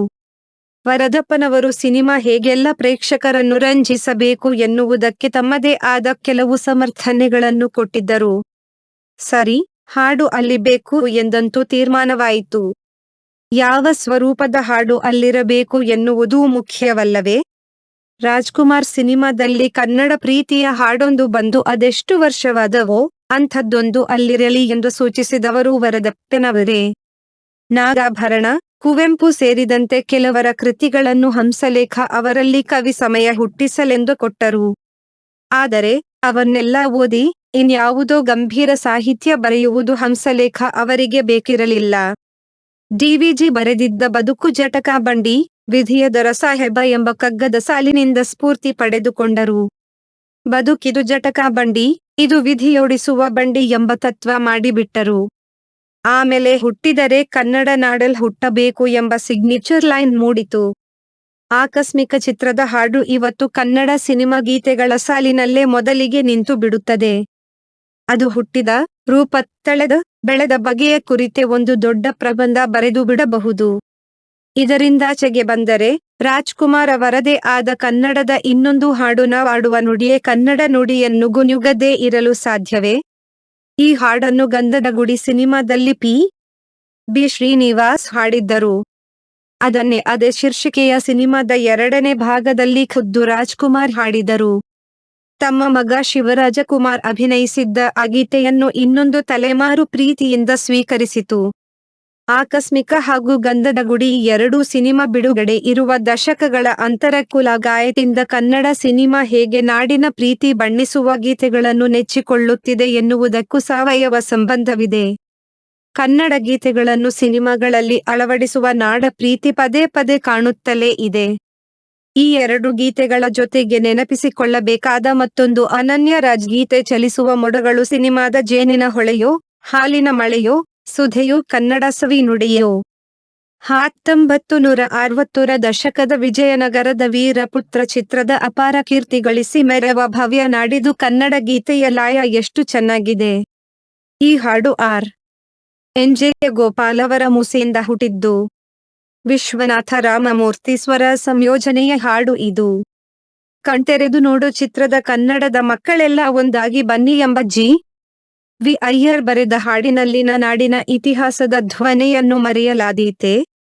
ಮೇಯರ್ ಮುತ್ತಣ್ಣ ಚಿತ್ರದಲ್ಲಿ ಇರುವ ಒಂದೇ ಹಾಡು, ಒಂದೇ ಕುಲವು, ಒಂದೇ ದೈವವು ಹಾಡಿನಲ್ಲಿನ ಕೊರಸ್ ನರನಾಡಿಗಳಲ್ಲಿ ನಾಡಿನ ಅಭಿಮಾನ ಉಕ್ಕಿಸುವಷ್ಟು ಸಶಕ್ತ. 1970ರ ದಶಕವು ಕನ್ನಡ ಗೀತೆಗಳಿಗೆ ಸಾಕ್ಷಿಯಾಗಿದೆ. ಪುಟ್ಟಣ್ಣ ಕಣಗಾಲವರ ಕೃಳಿನ ಕೂಗು ಚಿತ್ರದ ಅ ಆ ಇ ಈ ಕನ್ನಡದ ಅಕ್ಷರಮಾಲೆ, ಅಮ್ಮ ಎಂಬುದೇ ಕಂದನ ಕೃಳಿನ ಕರೆಯೋಲೆ ಎಂಬ ಸಾಲನ್ನು ಅದೆಷ್ಟು ಶಾಲಾ ಶಿಕ್ಷಕಿಯರು ತಮ್ಮದೇ ಗೀತೆ ಎನ್ನುವಂತೆ ಅನುಕರಿಸಿಲ್ಲ. ಆರ್. ಎನ್. ಜಯಗೋಪಾಲ್ ಅವರ ಈ ರಚನೆಗೆ ಎನ್. ರಂಗರಾವ್ ಸ್ವರ ಸಂಯೋಜನೆ ಮಾಡಿದ್ದರು. ಎಸ್. ಜಾನಕಿ ಹಾಗೂ ಬಿ. ಕೆ. ಸುಮಿತ್ರ ಗಾಯನದ ಮೋಡಿ ಅದರಲ್ಲಿದೆ. ಎಸ್. ಪಿ. ಬಾಲಸುಬ್ರಹ್ಮಣ್ಯಂ ಅವರಿಗೂ ಕನ್ನಡ ಗೀತೆಗಳಿಗೂ ದೊಡ್ಡ ನಂಟು. ಅವರ ಕಂಠಸಿರಿಯಲ್ಲಿ ಹೆಚ್ಚು ಕನ್ನಡ ಹಾಡುಗಳು ಮೂಡಿಬಂದಿದೆ. 1980ರ ದಶಕದಲ್ಲಿ ಅವರ ಹಾಡುಗಳ ರುಜು ಜೋರಾಗಿತ್ತು. ಆಗಲಿ ತಿರುಗು ಬಾಣ ಚಿತ್ರದ ಇದೇ ನಾಡು, ಇದೇ ಭಾಷೆ ಎಂದೆಂದೂ ನನ್ನದಾಗಿರಲಿ ಎಂಬ ಹಾಡಿನಲ್ಲಿ ಖುದ್ದು ಎಸ್. ಬಿ. ಬಾಲಸುಬ್ರಹ್ಮಣ್ಯಂ ಅವರೇ ತೆರೆ ಮೇಲೆ ಕಾಣಿಸಿಕೊಂಡರು. ಗಾಯಕರೊಬ್ಬರನ್ನು ಸೆಲೆಬ್ರಿಟಿ ಮಾಡಿದ ಆ ಕಾಲಘಟ್ಟದ ಮಹಿಮೆ ಇದು. ರವಿಚಂದ್ರನ್ ಸಹ ಕನ್ನಡ ನಾಡಿನ ಗೀತೆ ತಮ್ಮ ಸಿನಿಮಾದಲ್ಲಿ ಇರಬೇಕೆಂದು ಆಗೀಗ ಬಯಸಿದವರು. ಕೃನಾಡ ತಾಯಿ ಸದಾ ಚಿನ್ಮಯಿ ಎಂಬ ಅವರ ಚಿತ್ರದ ಹಾಡನ್ನು ಇಂದಿಗೂ ಮದುವೆ ಮನೆಗಳಲ್ಲಿ, ಆರ್ಕೆಸ್ಟ್ರಾಗಳಲ್ಲಿ ಹಾಡುವುದನ್ನು ಕಾಣುತ್ತೇವೆ. ಆ ಹಾಡಿನಲ್ಲಿನ ಆರೋಹಣ, ಅವರೋಹಣ, ಆಗೀಗ ಇರುವ ಉಸಿರುಗಟ್ಟಿ ಹಾಡಿರುವ ವರಸೆ ಎಂಥ ಗಾಯಕರು ಒಮ್ಮೆ ಪ್ರಯತ್ನಿಸಲು ಪ್ರೇರೇಪಿಸುವಂತೆ ಇರುವ ರಚನೆ. ಸೋಲಿಲ್ಲದ ಸರದಾರ ಚಿತ್ರದಲ್ಲಿ ಅಂಬರೀಷ್ ಈ ಕನ್ನಡ ಮಣ್ಣನ್ನು ಮರಿಬೇಡ ಎಂದು ಎಸ್. ಪಿ. ಬಿ. ಕಂಠಕ್ಕೆ ಅಭಿನಯಿಸಿರುವುದನ್ನು ಈಗಲೂ ಟಿವಿಗಳಲ್ಲಿ ನೋಡಿ ಪುಳಕಗೊಳ್ಳುತ್ತೇವೆ. ಮಲ್ಲಿಗೆ ಹೂವೆ ಸಿನಿಮಾದಲ್ಲಿನ ಅಂದವೋ ಅಂದವು ಕನ್ನಡ ನಾಡು ಎಂಬ ಯೇಸುದಾಸ್ ಕಂಠಸಿರಿಯ ಇನ್ನೊಂದು ಕನ್ನಡ ಗೀತೆಯು ಅಂಬರೀಷ್ ನೆನಪಿನೊಟ್ಟಿಗೆ ಬೆರೆತುಕೊಂಡಿದೆ. ವಿಷ್ಣುವರ್ಧನ್ ಸಿನಿಮಾಗಳಲ್ಲೂ ಕನ್ನಡ ಗೀತೆಗಳು ಮೇಳೈಸಿರುವ ಹಲವು ಉದಾಹರಣೆಗಳಿವೆ. ಕೃಷ್ಣ ರುಕ್ಮಿಣಿ ಸಿನಿಮಾದ ಕರ್ನಾಟಕದ ಇತಿಹಾಸದಲ್ಲಿ ಬಂಗಾರದ ಯುಗದ ಕಥೆಯನ್ನು ಎನ್ನುವ ಗೀತೆಯಾಗಲಿ, ಮೋಜುಗಾರ, ಸೊಗಸುಗಾರ ಚಿತ್ರದ ಕನ್ನಡವೇ ನಮ್ಮಮ್ಮ ಎಂಬ ಅವರದ್ದೇ ಕಂಠದ ಹಾಡಾಗಲಿ ಇಂದಿಗೂ ನೆನಪಿನಲ್ಲಿದೆ. ಕಲ್ಲಾದರೆ ನಾನು ಬೇಲೂರಿನ ಗುಡಿಯಲ್ಲಿ ಇರುವೆ ಎಂದವರು ಅವರೇ. ಪುನೀತ್ ರಾಜ್ಕುಮಾರ್ ಕೂಡ ಜೀವ ಕನ್ನಡ, ದೇಹ ಕನ್ನಡ ಎಂದು ಕನ್ನಡ ಗೀತೆಗೆ ನೃತ್ಯದ ಅಂಗಿಯನ್ನು ತೊಡಿಸಿದ್ದರು. ಸಮರ ಸಿನಿಮಾದಲ್ಲಿ ಶಿವರಾಜಕುಮಾರ್ ಕೂಡ ಕನ್ನಡ ಮಾತು ಚೆನ್ನ ಗೀತೆಗೆ ಕುಣಿದಿದ್ದವರೇ. ಈ ಹಾಡನ್ನು ರಾಜ್ಕುಮಾರ್ ಅವರೇ ಹಾಡಿದ್ದಾರೆನ್ನಬಹುದು. ಇನ್ನೊಂದು ವಿಶೇಷ ಕೆ. 47 ಸಿನಿಮಾದ ನಾನು ಕನ್ನಡ ಕಂದ ಎಂಬ ಇನ್ನೊಂದು ಹಾಡಿನಲ್ಲಿ ಭಾವುಕವೂ ಗಂಭೀರವೂ ಆದ ದನಿ ಇದೆ. ರವಿಚಂದ್ರನ್ ಹಾಗೂ ಎಲ್. ಎನ್. ಶಾಸ್ತ್ರಿ ಇಬ್ಬರೂ ಸೇರಿ ಕರುನಾಡೆ ಕೈ ಚಾಚಿದೆ ನೋಡೆ ಎಂಬ ಮಹಾಮಜಾ ಕೊಡುವ ಕನ್ನಡದ ಹಾಡನ್ನು ಮಲ್ಲ ಸಿನಿಮಾದಲ್ಲಿ ಕೊಟ್ಟರು. ಆ ಹಾಡಿನ ಚಿತ್ರೀಕರಣಕ್ಕೆಂದೇ ಅದೆಷ್ಟು ಕೋಳಿ ಪಿಳ್ಳೆಗಳನ್ನು ರವಿಚಂದ್ರನ್ ತರಿಸಿ, ಅವಕ್ಕೆಲ್ಲ ಕೆಂಪು, ಹಳದಿ ಬಣ್ಣ ಮೆತ್ತಿಸಿದ್ದರು. ಹಂಸಲೇಖ ಕಳೆದ ಕೆಲವು ದಶಕಗಳಲ್ಲಿ ಹೆಚ್ಚು ಕನ್ನಡ ಗೀತೆಗಳನ್ನು ನಾಡಿಗೆ ಕೊಟ್ಟವರು. ಅದಕ್ಕೂ ಮೊದಲು ಆರ್. ಎನ್. ಜಯಗೋಪಾಲ್ ಆ ಕೆಲಸವನ್ನು ಕಣ್ಣಿಗೊತ್ತಿಕೊಂಡು ಮಾಡಿದ್ದರು. ಕೇಳಿಸದೆ ಕಲ್ಲು ಕಲ್ಲಿನಲ್ಲಿ ಕನ್ನಡ ನುಡಿ ಎಂದು ಮಾಲಾಶ್ರೀ ತುಸು ನಾಚಿಕೆ ತುಳುಕಿಸುತ್ತಲೇ ಹಾಡುವಾಗ ಅವರ ಸೌಂದರ್ಯದ ಜೊತೆಗೆ ನಾಡಿನ ಸೌಂದರ್ಯವು ರಸಿಕರ ಎದೆಗೆ ಇಳಿಯುವುದು ಸೃಷ್ಟಿಕ್ರಿಯೆಯ ಸೊಗಸುಗಾರಿಕೆಯಂತೂ ಹೌದು. ಕನ್ನಡವೇ ತಾಯನುಡಿ, ಕರುನಾಡು ತಾಯನಾಡು ಎಂಬ ಅನ್ನಪೂರ್ಣ ಚಿತ್ರದ ಗೀತೆಯಲ್ಲಿ ರಾಜ್ಕುಮಾರ್ ಅವರ ಭಾವಾಭಿನಯವನ್ನು ನೆನೆಸಿಕೊಂಡರೆ ಸಾಕು, ನಾಡಿನಾಣೆ ಹೃನ್ಮನಕ್ಕೆ ಹರ್ಷವಾಗುವುದು. 9 ಕ್ರೀಡಾ ಲೋಕ ಚೆಸ್ಸಿಗರ ಜೈತ್ರ ಯಾತ್ರೆ. ವಿಶ್ವ ಚೆಸ್ನಲ್ಲಿ ಈಗ ಭಾರತದ ಆಟಗಾರರ ಪಾರಮ್ಯ. 45ನೇ ಚೆಸ್ ಒಲಿಂಪಿಯಾಡ್ನ ಓಪನ್ ಹಾಗೂ ಮಹಿಳಾ ವಿಭಾಗದಲ್ಲಿ ಭಾರತದ ಯುವ ಆಟಗಾರರ ಸಾಧನೆ ಅಮೋಘ. ಒಲಿಂಪಿಯಾಡ್ನಲ್ಲಿ ಮೊದಲ ಬಾರಿಗೆ ಚಿನ್ನ ಗಳಿಸುವುದರೊಂದಿಗೆ ಭಾರತದ ಚೆಸ್ ಪರಂಪರೆ ಮಗ್ಗುಲು ಬದಲಿಸಿದೆ. ಭಾರತದ ಚೆಸ್ಗೆ ಈಗ ಸುವರ್ಣಯುಗ. ವಿಶ್ವದ ಸೂಪರ್ ಪವರ್ ಚೆಸ್ ರಾಷ್ಟ್ರವನ್ನು ನಿರ್ಧರಿಸುವ ವೇದಿಕೆಯಾದ ಒಲಿಂಪಿಯಾಡ್ನಲ್ಲಿ ಭಾರತ ಓಪನ್ ಮತ್ತು ಮಹಿಳಾ ವಿಭಾಗಗಳೆರಡರಲ್ಲೂ ಮೊದಲ ಬಾರಿ ಚಿನ್ನ ಗೆದ್ದು ಐತಿಹಾಸಿಕ ಸಾಧನೆ ದಾಖಲಿಸಿದೆ. ವಿಶ್ವದ ಪ್ರಮುಖ ವೈಯಕ್ತಿಕ ಟೂರ್ನಿಗಳಲ್ಲಿ ನಿಯಮಿತವಾಗಿ ಗೆದ್ದು ಸುದ್ದಿಯಾಗುತ್ತಿದ್ದ ಯುವ ಆಟಗಾರರು, ಆಟಗಾರ್ತಿಯರು ಈಗ ತಂಡವಾಗಿ ಆಡುವಾಗಲೂ ಯಾರಿಗೇನೂ ಕಡಿಮೆ ಇಲ್ಲ ಎನ್ನುವಂತಹ ಪ್ರದರ್ಶನ ನೀಡಿದ್ದಾರೆ. ಭಾರತದ ಮಹಾಬಲಿಪುರಂನಲ್ಲಿ ನಡೆದಿದ್ದ 44ನೇ ಒಲಿಂಪಿಯಾಡ್ನಲ್ಲಿ ಗೆದ್ದ ಕಂಚಿನ ಪದಕದ ಬಣ್ಣ 2 ವರ್ಷಗಳ ನಂತರ ಬುಡಾಪೆಸ್ಟ್ನಲ್ಲಿ ಬದಲಾಗಿದೆ, ಇನ್ನಷ್ಟು ಹೊಳಪು ಪಡೆದುಕೊಂಡಿದೆ. 45ನೇ ಚೆಸ್ ಒಲಿಂಪಿಯಾಡ್ನಲ್ಲಿ ಭಾರತ ಪುರುಷರ ತಂಡ ಗೆದ್ದ ರೀತಿ ಅಧಿಕಾರಯುಕ್ತವಾಗಿತ್ತು. ಮಹಿಳೆಯರ ವಿಭಾಗದಲ್ಲಿ ಭಾರತ ಕೊನೆಯ ಸುತ್ತಿನವರೆಗೆ ಕಾಯಬೇಕಾದರೂ ಚಿನ್ನ ದೊಡ್ಡನೇ ಅಭಿಯಾನ ಮುಗಿಸಿದ್ದು ಮನ ಮೆಚ್ಚುವಂತೆ ಇತ್ತು. ಈ ಅಭೂತಪೂರ್ವ ಯಶಸ್ಸು ತೀರ ಅನಿರೀಕ್ಷಿತವೇನೂ ಆಗಿರಲಿಲ್ಲ. ವಿಶೇಷವಾಗಿ ಓಪನ್ ವಿಭಾಗದಲ್ಲಿ ಭಾರತ ತಂಡ ಎದುರಾಳಿ ತಂಡಗಳನ್ನು ಸದೆ ಬಡಿಯುತ್ತಾ ಚಿನ್ನದತ್ತ ಮುನ್ನುಗ್ಗಿದ ರೀತಿ ಕ್ಯಾಸ್ಪರೋವ್, ಹಿಕಾರು ನಕುಮುರಾ ಮೊದಲಾದ ದಿಗ್ಗಜರ ಶ್ಲಾಘನೆಗೆ ಪಾತ್ರವಾಯಿತು. ಜೊತೆಗೆ ಅವರು ತಲೆಮಾರುಗಳಿಂದ ಭಾರತದ ಚೆಸ್ ಮೇಲೆ ಗಾಢ ಪ್ರಭಾವ ಬೀರಿರುವ ವಿಶ್ವನಾಥನ್ ಆನಂದ್ ಅವರನ್ನು ನೆನೆಯಲು ಮರೆಯಲಿಲ್ಲ. ವಿಶಿ, ಸಲಹಿದ ಮಕ್ಕಳೆಲ್ಲ ಈಗ ಪ್ರವರ್ಧಮಾನಕ್ಕೆ ಬಂದಿದ್ದಾರೆ. ಆಟ ಈಗ ತವರಿಗೆ ಮರಳುತ್ತಿದೆ ಎಂಬರ್ಥದಲ್ಲಿ ಚೆಸ್ ದಿಗ್ಗಜ ಗ್ಯಾರಿ ಕ್ಯಾಸ್ಪರೋವ್ ಅವರು ಎಕ್ಸ್ನಲ್ಲಿ ಬರೆದರು. ವಿಶಿ ಹಾಕಿಕೊಟ್ಟ ಪರಂಪರೆ ಸುಭದ್ರವಾಗಿದೆ ಎಂಬುದು ನಕಾಮುರ ಪೋಸ್ಟ್ನ ಸಾರಾಂಶವಾಗಿತ್ತು. ಭಾರತದಲ್ಲಿ ಚೆಸ್ ಕ್ರಾಂತಿಗೆ ಮುನ್ನುಡಿ ಬರೆದಿದ್ದ ವಿಶಿ ಅವರು ಒಲಿಂಪಿಯಾಡ್ನಲ್ಲಿ ಹಾಜರಿದ್ದುದು ಭಾರತದ ಸಂಭ್ರಮಕ್ಕೆ ಹೆಚ್ಚಿನ ಮೆರುಗು ಮೂಡಿಸಿತು. ಅರ್ಜುನ್ ನಿರಿಗೇಶಿ, ಡಿ. ಗುಕೇಶ್, ಪ್ರಜ್ಞಾನಂದ, ವಿದಿತ್ ಗುಜರಾತಿ, ಫಿ. ಹರಿಕೃಷ್ಣ ಪ್ರತಿಭಾನ್ವಿತರ ದಂಡನೆ ಹೊಂದಿದ ಭಾರತ ಒಂದು ಸುತ್ತನ್ನು ಉಜ್ಬೇಕಿಸ್ತಾನದ ವಿರುದ್ಧ ಡ್ರಾ ಮಾಡಿಕೊಂಡಿದ್ದು ಬಿಟ್ಟರೆ, ಉಳಿದ 10 ಸುತ್ತುಗಳಲ್ಲೂ ಜಯಭೇರಿ ಮೊಳಗಿಸಿತು. ಗರಿಷ್ಠ 22ರಲ್ಲಿ 21 ಪಾಯಿಂಟ್ಸ್ ಕಲೆ ಹಾಕಿ, ಸಮೀಪದ ಎದುರಾಳಿಗಳನ್ನು 4 ಪಾಯಿಂಟ್ ಅಂತರದಿಂದ ಹಿಂದೆ ಹಾಕಿದ್ದು ಅಶ್ವಮೇಧ ಕುದುರೆಯ ಓಟದಂತಿತ್ತು. ಗ್ರಾಂಡ್ ಮಾಸ್ಟರ್ಗಳಾದ ಫ್ಯಾಬಿಯಾನೋ ಕ್ರುವಾನ, ವೆಸ್ಲಿ ಸೋ, ಲೆವೊನರೋನಿಯನ್ ಮೊದಲಾದ ತಾರೆಗಳನ್ನು ಒಳಗೊಂಡ ಪ್ರಬಲ, ಅಗ್ರ ಶ್ರೇಯಾಂಕದ ಅಮೆರಿಕವನ್ನು 9ನೇ ಸುತ್ತಿನಲ್ಲಿ 2.51.5 ರಿಂದ ಸೋಲಿಸಿದ್ದು ಭಾರತದ ಪ್ರಾಬಲ್ಯಕ್ಕೆ ಕನ್ನಡಿಯಾಯಿತು. ದುರ್ಬಲ ಮೊರಾಕ್ಕೊ ವಿರುದ್ಧ ಮೊದಲ ಪಂದ್ಯದಲ್ಲಿ ವಿಶ್ರಾಂತಿ ಪಡೆದಿದ್ದ ಗುಕೇಶ್, ಮೊದಲ ಬೋರ್ಡ್ನಲ್ಲಿ ಉಳಿದ 10 ಸುತ್ತುಗಳಿಂದ 9 ಪಾಯಿಂಟ್ಸ್, 8 ಗೆಲುವು, 2 ಡ್ರಾ ಕಲೆ ಹಾಕಿದ್ದು ಅವರ ಸಾಮರ್ಥ್ಯಕ್ಕೆ ಕನ್ನಡಿ. ಮೊದಲ ಬೋರ್ಡ್ ಎಂದರೆ ಅದರಲ್ಲಿ ಇತರ ದೇಶಗಳ ಅಗ್ರ ಆಟಗಾರರು ಆಡುತ್ತಾರೆ. ಹೀಗಾಗಿ ಅವರ ಸಾಧನೆ ಮೆಚ್ಚುವಂಥದ್ದು. 3ನೇ ಬೋರ್ಡ್ನಲ್ಲಿ ಇರಿಗೇಶಿ ಹೆಸರಿಗೆ ತಕ್ಕಂತೆ ಅರ್ಜುನನಂತೆ ಕದಾಡಿ 11 ಸುತ್ತುಗಳಿಂದ 10 ಪಾಯಿಂಟ್ಸ್ ಕಲೆ ಹಾಕಿದ್ದರು. 9 ಗೆಲುವು, 2 ಡ್ರಾ. ಅದರಲ್ಲೂ 6 ಗೆಲುವು ಸತತವಾಗಿ ಬಂದಿದ್ದು ವಾರಂಗಲ್ನ ಯುವಕ ಎಂಥ ಲಯದಲ್ಲಿದ್ದರು ಎಂಬುದನ್ನು ತೋರಿಸಿತು. ಅವರಿಗೂ ವೈಯಕ್ತಿಕ ಚಿನ್ನ ಒಲಿಯಿತು. ಅವರನ್ನು 3ನೇ ಬೋರ್ಡ್ನಲ್ಲಿ ಆಡಿಸಿದ್ದು ಭಾರತದ ತಂತ್ರಗಾರಿಕೆಯನ್ನು ಪ್ರದರ್ಶಿಸಿತು. ಕಳೆದ ವರ್ಷ ವಿಶ್ವಕಪ್ ಫೈನಲ್ ಆಡಿದ್ದ ಅತಿ ಕಿರಿಯ ಆಟಗಾರ ಪ್ರಜ್ಞಾನಂದ ಒಳ್ಳೆಯ ಲಯದಲ್ಲಿರಲಿಲ್ಲ. ಅವರು ಗ್ರ್ಯಾಂಡ್ ಚೆಸ್ ಟೂರ್ನ 2 ಟೂರ್ನಿಗಳಲ್ಲಿ ಅಮೆರಿಕದ ಸೆಂಟ್ ಲೂಯಿಯಲ್ಲಿ ಪರದಾಡಿದ್ದರು.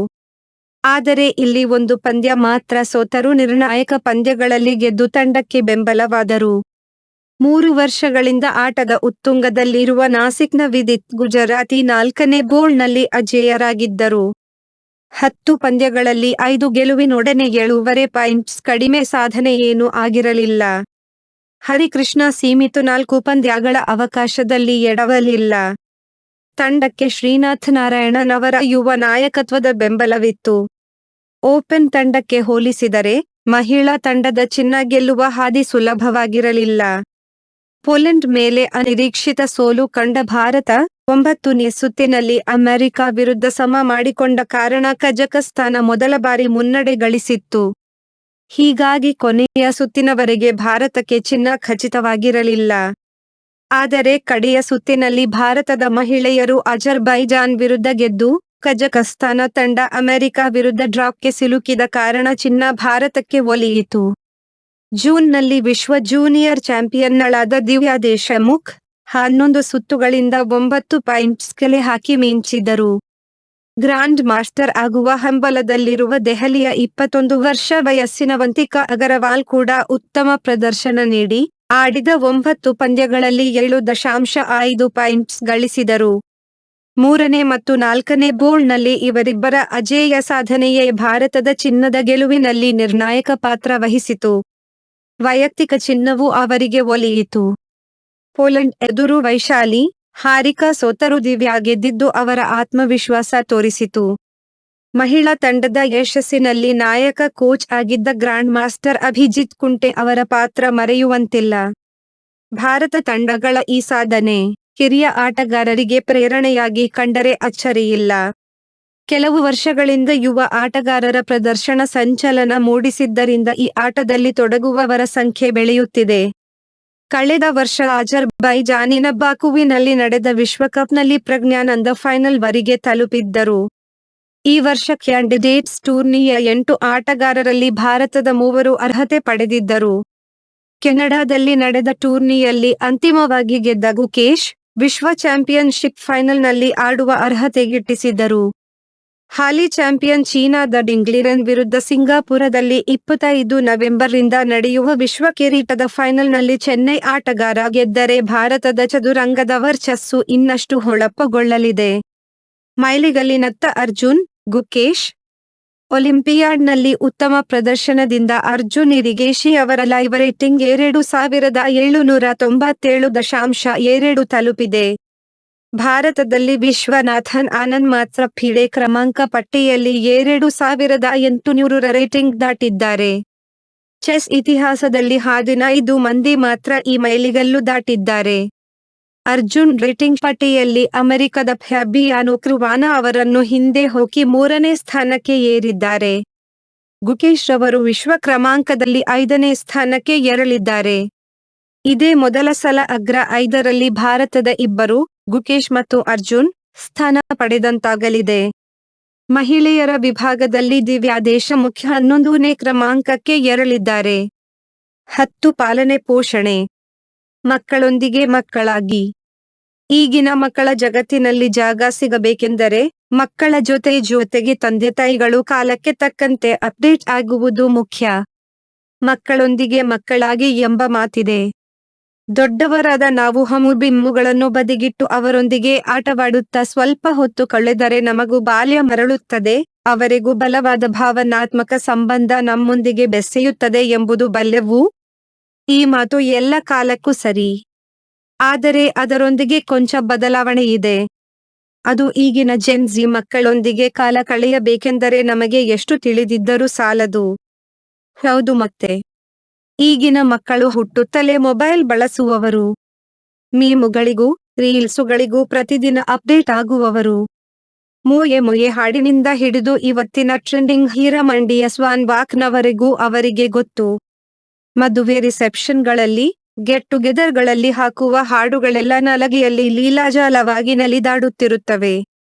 ಆ ಹಾಡುಗಳು ಪ್ಲೇ ಆಗುತ್ತಲೇ ಸಿಗ್ನೇಚರ್ ಸ್ಟೆಪ್ಪುಗಳಿಗೆ ಕೈಕಾಲುಗಳು ಹೆಜ್ಜೆ ಹಾಕಲಾರಂಭಿಸುತ್ತವೆ. ಇಂತಹ ಕಾರ್ಯಕ್ರಮಗಳಿಗೆ ಟ್ರೆಂಡಿಂಗ್ ರೀಲ್ಸುಗಳ ರಿಕ್ರಿಯೇಷನ್ಗಳನ್ನು ನೋಡಿ ಎಲ್ಲರೂ ಹೋಹೋ ಹಹಿ ಹಹಿ ಎಂದು ಕೇಕೆ ಹಾಕುತ್ತಿದ್ದರೆ, ನಾವು ಮಾತ್ರ ಪಿಳಿ ಕಣ್ಣು ಬಿಡುತ್ತಾ ನೋಡುತ್ತಿದ್ದರೆ, ನಾವು ಶಿಲಾಯುಗದ ಪಳೆಯುಳಿಕೆಯಂತೆ ಕಂಡು ಬಂದರೆ ಅಚ್ಚರಿಯಿಲ್ಲ. ಇಂತಹ ಕಾರ್ಯಕ್ರಮಗಳಲ್ಲಿ ಅಥವಾ ಯುವ ಜನರೊಂದಿಗೆ ನೀವಿರುವ ಸಂದರ್ಭವಾಗಿದ್ದಲ್ಲಿ ನಿಮಗೆ ಕನ್ನಡ, ಹಿಂದಿ ಹಾಡುಗಳ ಜೊತೆಗೆ ತಮಿಳು, ತೆಲುಗು, ಮಲಯಾಳಿ, ಕೊರಿಯನ್, ಶ್ರೀಲಂಕನ್ ಹಾಡುಗಳು ಅರ್ಥ ಗೊತ್ತಿಲ್ಲದಿದ್ದರೂ ಗೊತ್ತಿದೆ ಎಂದಾದರೆ ನಿಮಗೆ ಅಡೆಡ್ ಅಡ್ವಾಂಟೇಜ್. ಇನ್ನು ಟ್ರೆಂಡಿಂಗ್ ಹಾಡುಗಳು ಗೊತ್ತಿದೆ ಎಂದಾದಲ್ಲಿ ಪ್ರವಾಸದ ಸಮಯದಲ್ಲಿ ಎಂ.ಗಳಲ್ಲಿ ಪ್ರಸಾರವಾಗುವ ಹಾಡುಗಳನ್ನು ಆಸ್ವಾದಿಸಬಹುದು. ಕ್ರಿಕೆಟ್ಟಿನ ವಿಷಯಕ್ಕೆ ಬಂದರೆ ನಿಮಗೆ ಆಸಕ್ತಿ ಇರಲಿ ಬಿಡಲಿ ಐ.ಪಿ.ಎಲ್. ಬಗ್ಗೆ ಒಂಚೂರಾದರೂ ನಾಲೆಡ್ಜ್ ಇದ್ದರೆ ಒಳಿತು. ಹೊಸಬರಿದ್ದರೆ ಅವರ ಮುಖ್ಯ ಪರಿಚಯ ಇಲ್ಲದಿದ್ದರೂ ಹೆಸರಾದರೂ ತಿಳಿದಿರಲಿ. ಆರೆಂಜ್ ಕ್ಯಾಪ್, ಪರ್ಪಲ್ ಕ್ಯಾಪ್ಗಳಂತಹ ಬಣ್ಣದ ಟೋಪಿಗಳಿವೆ ಎಂಬುದನ್ನಾದರೂ ಅರಿತಿರಿ. ಅರ್ಥ ತಿಳಿಯದಿದ್ದರೂ ತಲೆ ಬೀಸಿ ಬೇಡ. ಆಗ ಮಕ್ಕಳು ನಿಮಗೂ ಕ್ರಿಕೆಟ್ಟಿನ ಬಗ್ಗೆ ಗೊತ್ತು ಎಂದು ನಿಮ್ಮನ್ನು ಗುಂಪಿನ ಒಳಗೆ ಸೇರಿಸಿಕೊಳ್ಳುತ್ತಾರೆ. ಇಲ್ಲದಿದ್ದರೆ ನೀವು ಗುಂಪಲ್ಲಿ ಗೋವಿಂದನೂ ಆಗುವುದಿಲ್ಲ. ಈಗಿನ ಕಾಲದಲ್ಲಿ ಬರೀ ಪ್ರಚಲಿತ ವಿದ್ಯಮಾನಗಳನ್ನು ನ್ಯೂಸ್ ಪೇಪರ್ ಓದಿ ಅಥವಾ ಗೂಗಲ್ ನ್ಯೂಸಿನಿಂದ ಅರಿತಿದ್ದರೆ ಸಾಲದು, ಅವುಗಳ ಜೊತೆಗೆ ಪ್ರಸಿದ್ಧ ವ್ಲಾಗರುಗಳು, ಯೂಟ್ಯೂಬರ್, ಇನ್ಫ್ಲೂಯೆನ್ಸರ್ಗಳ ಹೆಸರನ್ನು ತಿಳಿದಿರಿ. ಕಾವೇರಿ ನದಿ ಹರಿಯುವ ಚಾನೆಲ್ಗಳಲ್ಲಿ ನೀರು ಇದೆಯೋ ಇಲ್ಲವೋ ತಿಳಿದಿಲ್ಲದೆ ಇರಬಹುದು, ಆದರೆ ಫೇಮಸ್ ಯೂಟ್ಯೂಬ್ ಚಾನೆಲ್ಗಳ ಬಗ್ಗೆ ಸ್ವಲ್ಪವಾದರೂ ತಿಳಿದಿದ್ದರೆ ನಿಮಗೊಂದು ಮರ್ಯಾದೆ. ಮುಂಚೆ ಎಲ್ಲ ಟೆಲಿಗ್ರಾಮ್ ಕಳುಹಿಸುವಾಗ ಎಷ್ಟು ಸಣ್ಣದಾಗಿ ಬರೆಯಲು ಸಾಧ್ಯವೋ ಅಷ್ಟು ಸಣ್ಣದಾಗಿ ಬರೆಯುತ್ತಿದ್ದರು. ನಂತರ ಎಸ್.ಎಂ.ಎಸ್. ಗಳು ಬಂದವು. ಈಗಂತೂ ಅದನ್ನು ಊಹಿಸಲು ಸಾಧ್ಯವಿಲ್ಲದ ರೀತಿ ಜೆನ್ ಝಿ ಜನತೆ ಬಳಸುತ್ತಿದೆ. ಅವರು ಬಳಸುವ ಶಾರ್ಟ್ ಫಾರ್ಮುಗಳು ದೇವರಿಗೆ ಪ್ರೀತಿ. ಈಗ ಇದು ಉಖ ವೈಡ್ ಇದಕ್ಕ ಮುಂತಾದ ಪದಗಳು. ಗೋತ್, ಸ್ಟ್ಯಾನ್, ದಂಕ್, ಕ್ಯಾಪ್ಗಳಂಥ ಸ್ಲಾಂಗ್ ಪದಗಳನ್ನು ನಮ್ಮಂಥ ಮಿಲೆನಿಯಲ್ಗಳು ಓದಿದರೆ ನಮ್ಮ ಮಕ್ಕಳು ಯಾವುದಾದರೂ ನಿಷೇಧಿತ ಸಂಸ್ಥೆಯ ಏಜೆಂಟರಾಗಿದ್ದಾರೇನೋ ಎಂಬ ಆತಂಕ ಮೂಡಿದರೂ ಆಶ್ಚರ್ಯವಿಲ್ಲ. ಹೀಗಾಗಿ ನಾವೇ ಇಂತಹ ಕೆಲವು ಪದಗಳ ಅರ್ಥ ತಿಳಿದು ಅಪ್ಡೇಟ್ ಆಗಿದ್ದರೆ ತಲೆ ಕೆರೆದುಕೊಳ್ಳಬೇಕಾಗಿಲ್ಲ. ಈ ಕಾಲದಲ್ಲಿ ನಮಗೆಲ್ಲ ಗೊತ್ತು ಎಂದು ನಾವು ದೊಡ್ಡವರು ತಿಳಿದಿದ್ದರೆ ಅದಕ್ಕಿಂತ ಹೆಡ್ಡುತನ ಬೇರೊಂದಿಲ್ಲ. ಚಿಕ್ಕ ಮಕ್ಕಳೆಂದು ಅವರನ್ನು ನಾವು ಸಸಾರವಾಗಿ ಕಾಣುವಂತಿಲ್ಲ. ಮಕ್ಕಳು ಇಂತಹ ವಿಷಯದಲ್ಲಿ ನಮಗಿಂತ 2 ಹೆಜ್ಜೆ ಮುಂದಿರುತ್ತಾರೆ. ಕಾಲಕ್ಕೆ ತಕ್ಕಂತೆ ಕೋಳ ಅನ್ನುತ್ತಾರಲ್ಲ, ಹಾಗೆ ನಾವು ಅವರೊಂದಿಗೆ ಅಪ್ಡೇಟ್ ಆಗುತ್ತಾ ಹೋದರೆ ಮಾತ್ರ ಅವರೊಂದಿಗೆ ಬದುಕಬಹುದು. ಆಗ ನಮಗೂ ಅವರ ಜಗತ್ತಿನಲ್ಲಿ ಒಂಚೂರು ಜಾಗ. ಏನಂತೀರಿ? 11 ಚಿಣ್ಣರ ಪುಟ. ಮೊಸಳೆಯ ಹೊಟ್ಟೆಯಲ್ಲಿ ಬಂಗಾರದ ಗಟ್ಟಿ. ಹಿಂದೆ ಗ್ರೀಕ್ ದೇಶದ ಪಟ್ಟಣವೊಂದರಲ್ಲಿ ಹೆಲಾಕ್ಸೆಟ್ಹೆ ಎಂಬ ಒಬ್ಬ ಪ್ರಸಿದ್ಧ ವರ್ತಕನಿದ್ದ. ಅವನು ತನ್ನ ಗ್ರಾಹಕರನ್ನೇ ವಂಚಿಸಿ ಹಣ ಗಳಿಸುತ್ತಿದ್ದ. ದಾನಧರ್ಮ ಮಾಡುವುದು ಬಹುದೂರದ ಮಾತಾಗಿತ್ತು ಅವನಿಗೆ. ನಿತ್ಯದ ಜೀವನಕ್ಕೆ ಖರ್ಚು ಮಾಡುವಾಗಲೂ ಅಳೆದು ತೂಗಿ ಖರ್ಚು ಮಾಡುವಷ್ಟು ಜಿಪುಣ. ಹಾಗೆ ಗಳಿಸಿ ಉಳಿಸಿದ ಹಣ ಯಾವತ್ತೋ ಒಂದು ದಿನ ಕಳ್ಳರ ಪಾಲಾಗುತ್ತಿತ್ತು, ಇಲ್ಲವೇ ಕಳೆದು ಹೋಗುತ್ತಿತ್ತು. ಮತ್ತೆ ಮತ್ತೆ ಹೀಗೆ ಆಗುತ್ತಿದ್ದರಿಂದ ಅವನ ಕೈಯಲ್ಲಿ ದುಡ್ಡು ಉಳಿಯುತ್ತಲೇ ಇರಲಿಲ್ಲ. ಪಟ್ಟಶ್ರಮವೆಲ್ಲ ವ್ಯರ್ಥವಾಯಿತಲ್ಲ ಎಂದು ಆಗೆಲ್ಲ ಕೊರಗುತ್ತಿದ್ದ. ಇದನ್ನೆಲ್ಲ ನೋಡುತ್ತಿದ್ದ ಹೆಲಾಕನ ಸೊಸೆ ಎಲೇನಾ, ನೀವು ಪ್ರಾಮಾಣಿಕವಾಗಿ ಗಳಿಸಿರಿ, ಕೈಲಾದಷ್ಟು ದಾನ ಧರ್ಮ ಮಾಡಿ. ನೀವು ಕಷ್ಟಪಟ್ಟು ದುಡಿದ ಹಣ ಎಲ್ಲಿಗೂ ಹೋಗೋದಿಲ್ಲ. ಅದು ಮಾತ್ರ ನಿಮ್ಮದೇ ಆಗಿರುತ್ತದೆ. ಎಲ್ಲಿಯೇ ಹೋದರೂ ನಿಮಗೆ ಸಿಗುತ್ತದೆ. ನಿಮ್ಮ ಬಳಿಗೆ ಹಿಂದಿರುಗುತ್ತದೆ. ನಿಮ್ಮದಲ್ಲದ ದುಡ್ಡು ಹೊರಟು ಹೋಗುತ್ತದೆ ಎಂದು ಒಮ್ಮೆ ಹೇಳಿದಳು. ಎಲೇನಾ ಪರೋಪಕಾರಿ ಭಾವನೆಯನ್ನು ಹೊಂದಿದ್ದಳು. ಕಷ್ಟದಲ್ಲಿರುವ ಜನರ ನೆರವಿಗೆ ಧಾವಿಸುತ್ತಿದ್ದ ಅವಳನ್ನು ಜನ ದಯಾಳು ಎಲೇನಾ ಎಂದೇ ಕರೆಯುತ್ತಿದ್ದರು. ಹೆಲಾಕನಿಗೂ ಸೊಸೆಯ ಮಾತು ಸರಿಯಾಗಿಯೇ ಇದ್ದೀತು ಎಂದು ಅನಿಸಿತು. ವಂಚನೆಯ ಹಣ ನಮ್ಮ ದುಃಖಕ್ಕೆ ಕಾರಣವಾಗುತ್ತದೆ ಎಂದು ಅವನ ಮನಸಾಕ್ಷಿಯೂ ಹೇಳಿತು. ಅಂದಿನಿಂದ ಆತ ವಂಚನೆಯಿಲ್ಲದೆ ಪ್ರಾಮಾಣಿಕವಾಗಿ ಹಣ ಗಳಿಸತೊಡಗಿದ. ಆನಂತರ ಪರೀಕ್ಷಿಸಿಯೇ ನೋಡೋಣ ಎಂದು ಗಳಿಸಿದ ಹಣದಿಂದ ಒಂದು ಬಂಗಾರದ ದೊಡ್ಡದಾದ ಗಟ್ಟೆಯನ್ನು ಮಾಡಿಸಿದ ಮತ್ತು ಅದರ ಮೇಲೆ ತನ್ನ ಹೆಸರು ಟಂಕಿಸಿ ಒಂದು ಬಟ್ಟೆಯಲ್ಲಿ ಸುತ್ತಿ 4 ರಸ್ತೆ ಕೂಡುವ ವೃತ್ತದಲ್ಲಿ ರಾತ್ರಿ ಯಾರೂ ಇಲ್ಲದ ಸಮಯ ನೋಡಿ ಎಸೆದು ಬಂದ. ಅದು ಜನ ಹೆಚ್ಚಾಗಿ ಬರುವ ದಾರಿಯಾಗಿತ್ತು. ಯಾರೂ ಅದರ ಬಗ್ಗೆ ಗಮನ ಹರಿಸಲಿಲ್ಲ. 4 ಮಂದಿ ದಾರಿಹೋಕರ ಗುಂಪೊಂದು ಇದನ್ನು ಗಮನಿಸಿತು. ಇದೇನೋ ಯಾರೋ ಬೇಡದ ವಸ್ತ್ರದ ಗಂಟು ಒಗೆದು ಹೋಗಿದ್ದಾರೆ ಎಂದುಕೊಂಡು ಅದನ್ನು ಸನಿಹದಲ್ಲಿಯೇ ಹರಿಯುತ್ತಿರುವ ಹೊಳೆಗೆ ಎಸೆದು ಹೋದರು. ಅದನ್ನು ಹೊಳೆಯಲ್ಲಿರುವ ಒಂದು ಮೊಸಳೆ ನುಂಗಿತು. ಅದೊಂದು ದಿನ ಬಲೆ ಹಾಕಿ ಮೀನು ಹಿಡಿಯುತ್ತಿದ್ದ ಮೀನುಗಾರರ ಬಲೆಯಲ್ಲಿ ಆ ಮೊಸಳೆ ಸಿಲುಕಿಕೊಂಡಿತು. ಬಲೆಯನ್ನು ದಂಡೆಗೆ ಎಳೆದು ತಂದ ಮೀನುಗಾರರು ಮೊಸಳೆಯನ್ನು ಹೊರತೆಗೆದರು ಮತ್ತು ಅದನ್ನು ಸೀಳಿದರು. ಆಗ ಅದರಲ್ಲಿ ಹರಿದ ವಸ್ತ್ರದ ಗಂಟಿನಲ್ಲಿರುವ ಒಂದು ಬಂಗಾರದ ಗಟ್ಟಿ ಕಂಡಿತು. ಆ ಗಟ್ಟಿಯ ಮೇಲೆ ಹೆಲಾಕ್ಸೆಟ್ ಎಂದು ಟಂಕಿಸಲಾದ ಹೆಸರನ್ನು ಅವರು ಓದಿದರು. ಪಟ್ಟಣದಲ್ಲಿ ಪ್ರಸಿದ್ಧನಾದ ಅವನ ಪರಿಚಯ ಮೀನುಗಾರರಿಗೆ ಇತ್ತು. ಅವರು ಸೀದಾ ಹೆಲಾಕನ ಬಳಿಗೆ ಬಂದು, ಇದು ನಿಮ್ಮ ಚಿನ್ನದ ಗಟ್ಟಿ. ಮೊಸಳೆಯ ಹೊಟ್ಟೆಯಲ್ಲಿ ಸಿಕ್ಕಿತು ಎಂದು ಅವನಿಗೆ ಅದನ್ನು ಒಪ್ಪಿಸಿದರು.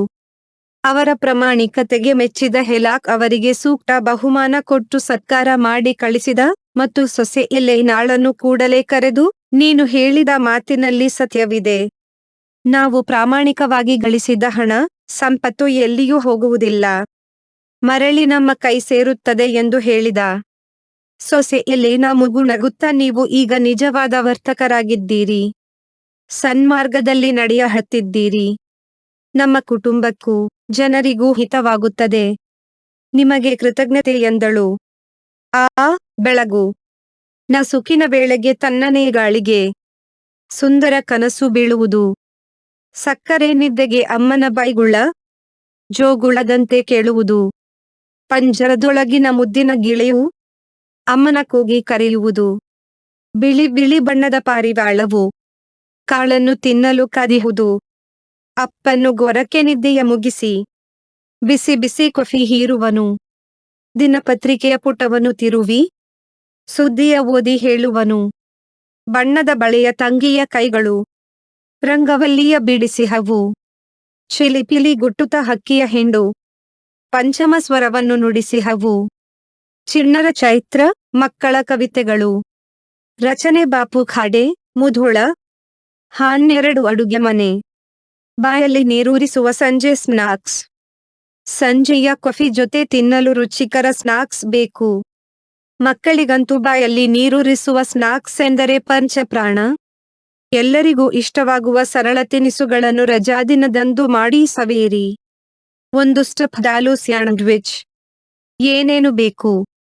ಬ್ರೌನ್ ಬ್ರೆಡ್ ಅಥವಾ ಸಾದಾ ಬ್ರೆಡ್, ಬೇಯಿಸಿದ ಆಲೂಗೆಡ್ಡೆ ತುರಿ 2 ಕಪ್, ಈರುಳ್ಳಿ ಸಣ್ಣಗೆ ಹೆಚ್ಚಿದ್ದು 1 ಕಪ್, ಬೇಯಿಸಿದ ಬಟಾಣಿ 1 ಕಪ್, ಚಾಟ್ ಮಸಾಲ, ಗರಂ ಮಸಾಲ, ಖಾರದ ಪುಡಿ, ಆಮಚೂರ್ ಪುಡಿ, ಉಪ್ಪು ರುಚಿಗೆ ತಕ್ಕಷ್ಟು, ಟೊಮ್ಯಾಟೊ ಸಾಸ್ ಅಥವಾ ಕೆಚಪ್, ಹಸಿರು ಚಟ್ನಿ. ಮಾಡೋದು ಹೇಗೆ? ಬಾಣಲೆಯಲ್ಲಿ ಸ್ವಲ್ಪ ಎಣ್ಣೆ ಕಾದಾಗ ಸಾಸಿವೆ, ಜೀರಿಗೆ ಹುರಿದು 1 ಹೆಚ್ಚಿದ ಹಸಿಮೆಣಸು, ಕರಿಬೇವು, ಈರುಳ್ಳಿಯನ್ನು ಹುರಿಯಿರಿ. ನಂತರ ಅರಿಶಿನ, ಬಟಾಣಿ, ಆಲೂಗೆಡ್ಡೆ, ಮಸಾಲೆ ಪುಡಿಗಳು, ಉಪ್ಪು ಮತ್ತು ಕೊತ್ತಂಬರಿ ಸೊಪ್ಪು ಚೆನ್ನಾಗಿ ಬೆರೆಸಿ ಸ್ಟಫಿಂಗ್ ತಯಾರಿಸಿ. ಬ್ರೆಡ್ಡಿನ 1 ಸ್ಲೈಸ್ಗೆ ಕೆಚಪ್ ಸವರಿ ಮತ್ತು ಇನ್ನೊಂದಕ್ಕೆ ಹಸಿರು ಚಟ್ನಿ ಸವರಿ ಸ್ಟಫಿಂಗ್ ಹರಡಿ ಅಂಟಿಸಿ. ಬೆಣ್ಣೆ ಸವರಿ ಕಾದ ಹೆಂಚಲ್ಲಿ 2 ಕಡೆ ಬೇಯಿಸಿ. 2 ಓಪನ್ ವೆಜ್ ಸ್ಯಾಂಡ್ವಿಚ್. ಏನೇನು ಬೇಕು?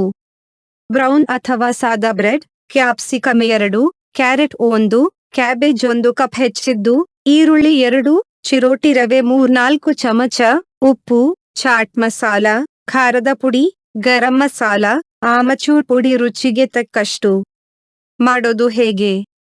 ತರಕಾರಿಗಳನ್ನು ಸಣ್ಣಗೆ ಹೆಚ್ಚಿ ಪಾತ್ರೆಯಲ್ಲಿ ಎಲ್ಲ ಸಾಮಗ್ರಿಗಳೊಂದಿಗೆ 2 ಚಮಚ ಎಣ್ಣೆ ಮತ್ತು ಉಪ್ಪು ಬೆರೆಸಿ ಕಲಸಿ 10 ನಿಮಿಷ ಬಿಟ್ಟರೆ ರವೆ ನೆನೆಯುತ್ತದೆ. ರವೆ ಬದಲು ಬೇಯಿಸಿದ ಆಲೂಗೆಡ್ಡೆ ಬಳಸಬಹುದು. ಬ್ರೆಡ್ ಹಾಳೆಗೆ 1 ಬದಿ ಬೆಣ್ಣೆ ಸವರಿ ಕಾದ ಹೆಂಚಲ್ಲಿಟ್ಟು ಮಿಶ್ರಣವನ್ನು ದಪ್ಪಗೆ ಹಚ್ಚಿ, ಸಣ್ಣ ಉರಿಯಲ್ಲಿ ಕೆಂಪಗೆ 2 ಕಡೆ ತಿರುಗಿಸಿ ಸ್ವಲ್ಪ ಬೇಯಿಸಿ. 3 ಕಾರ್ನ್ ಕ್ರಿಸ್ಪಿ ಕಟ್ಲೆಟ್. ಏನೇನು ಬೇಕು? ಮೀಡಿಯಂ ಅಥವಾ ದಪ್ಪ ಅವಲಕ್ಕಿ ಅರ್ಧ ಕಪ್, ಅಮೆರಿಕನ್ ಕಾರ್ನ್ 1 ಕಪ್, ಶುಂಠಿ, ಜೀರಿಗೆ, ಹಸಿಮೆಣಸು, ಕೊತ್ತಂಬರಿ ಸೊಪ್ಪು ಬೆರೆಸಿ ತರಿತರಿ ಮಾಡಿದ್ದು, ಬೇಯಿಸಿ ತುರಿದ ಆಲೂಗೆಡ್ಡೆ 1, ಕ್ಯಾರೆಟ್ ತುರಿ, ಹೆಚ್ಚಿದ ಕ್ಯಾಪ್ಸಿಕಮ್ 1 ಕಪ್, ಶಾವಿಗೆ ಸ್ವಲ್ಪ, 3 ಚಮಚ ಮೈದಾ ಹಿಟ್ಟಿಗೆ ಉಪ್ಪು, ನೀರು ಬೆರೆಸಿ ತೆಳ್ಳಗೆ ತಯಾರಿಸಿಟ್ಟ ಮಿಶ್ರಣ. ಮಾಡೋದು ಹೇಗೆ?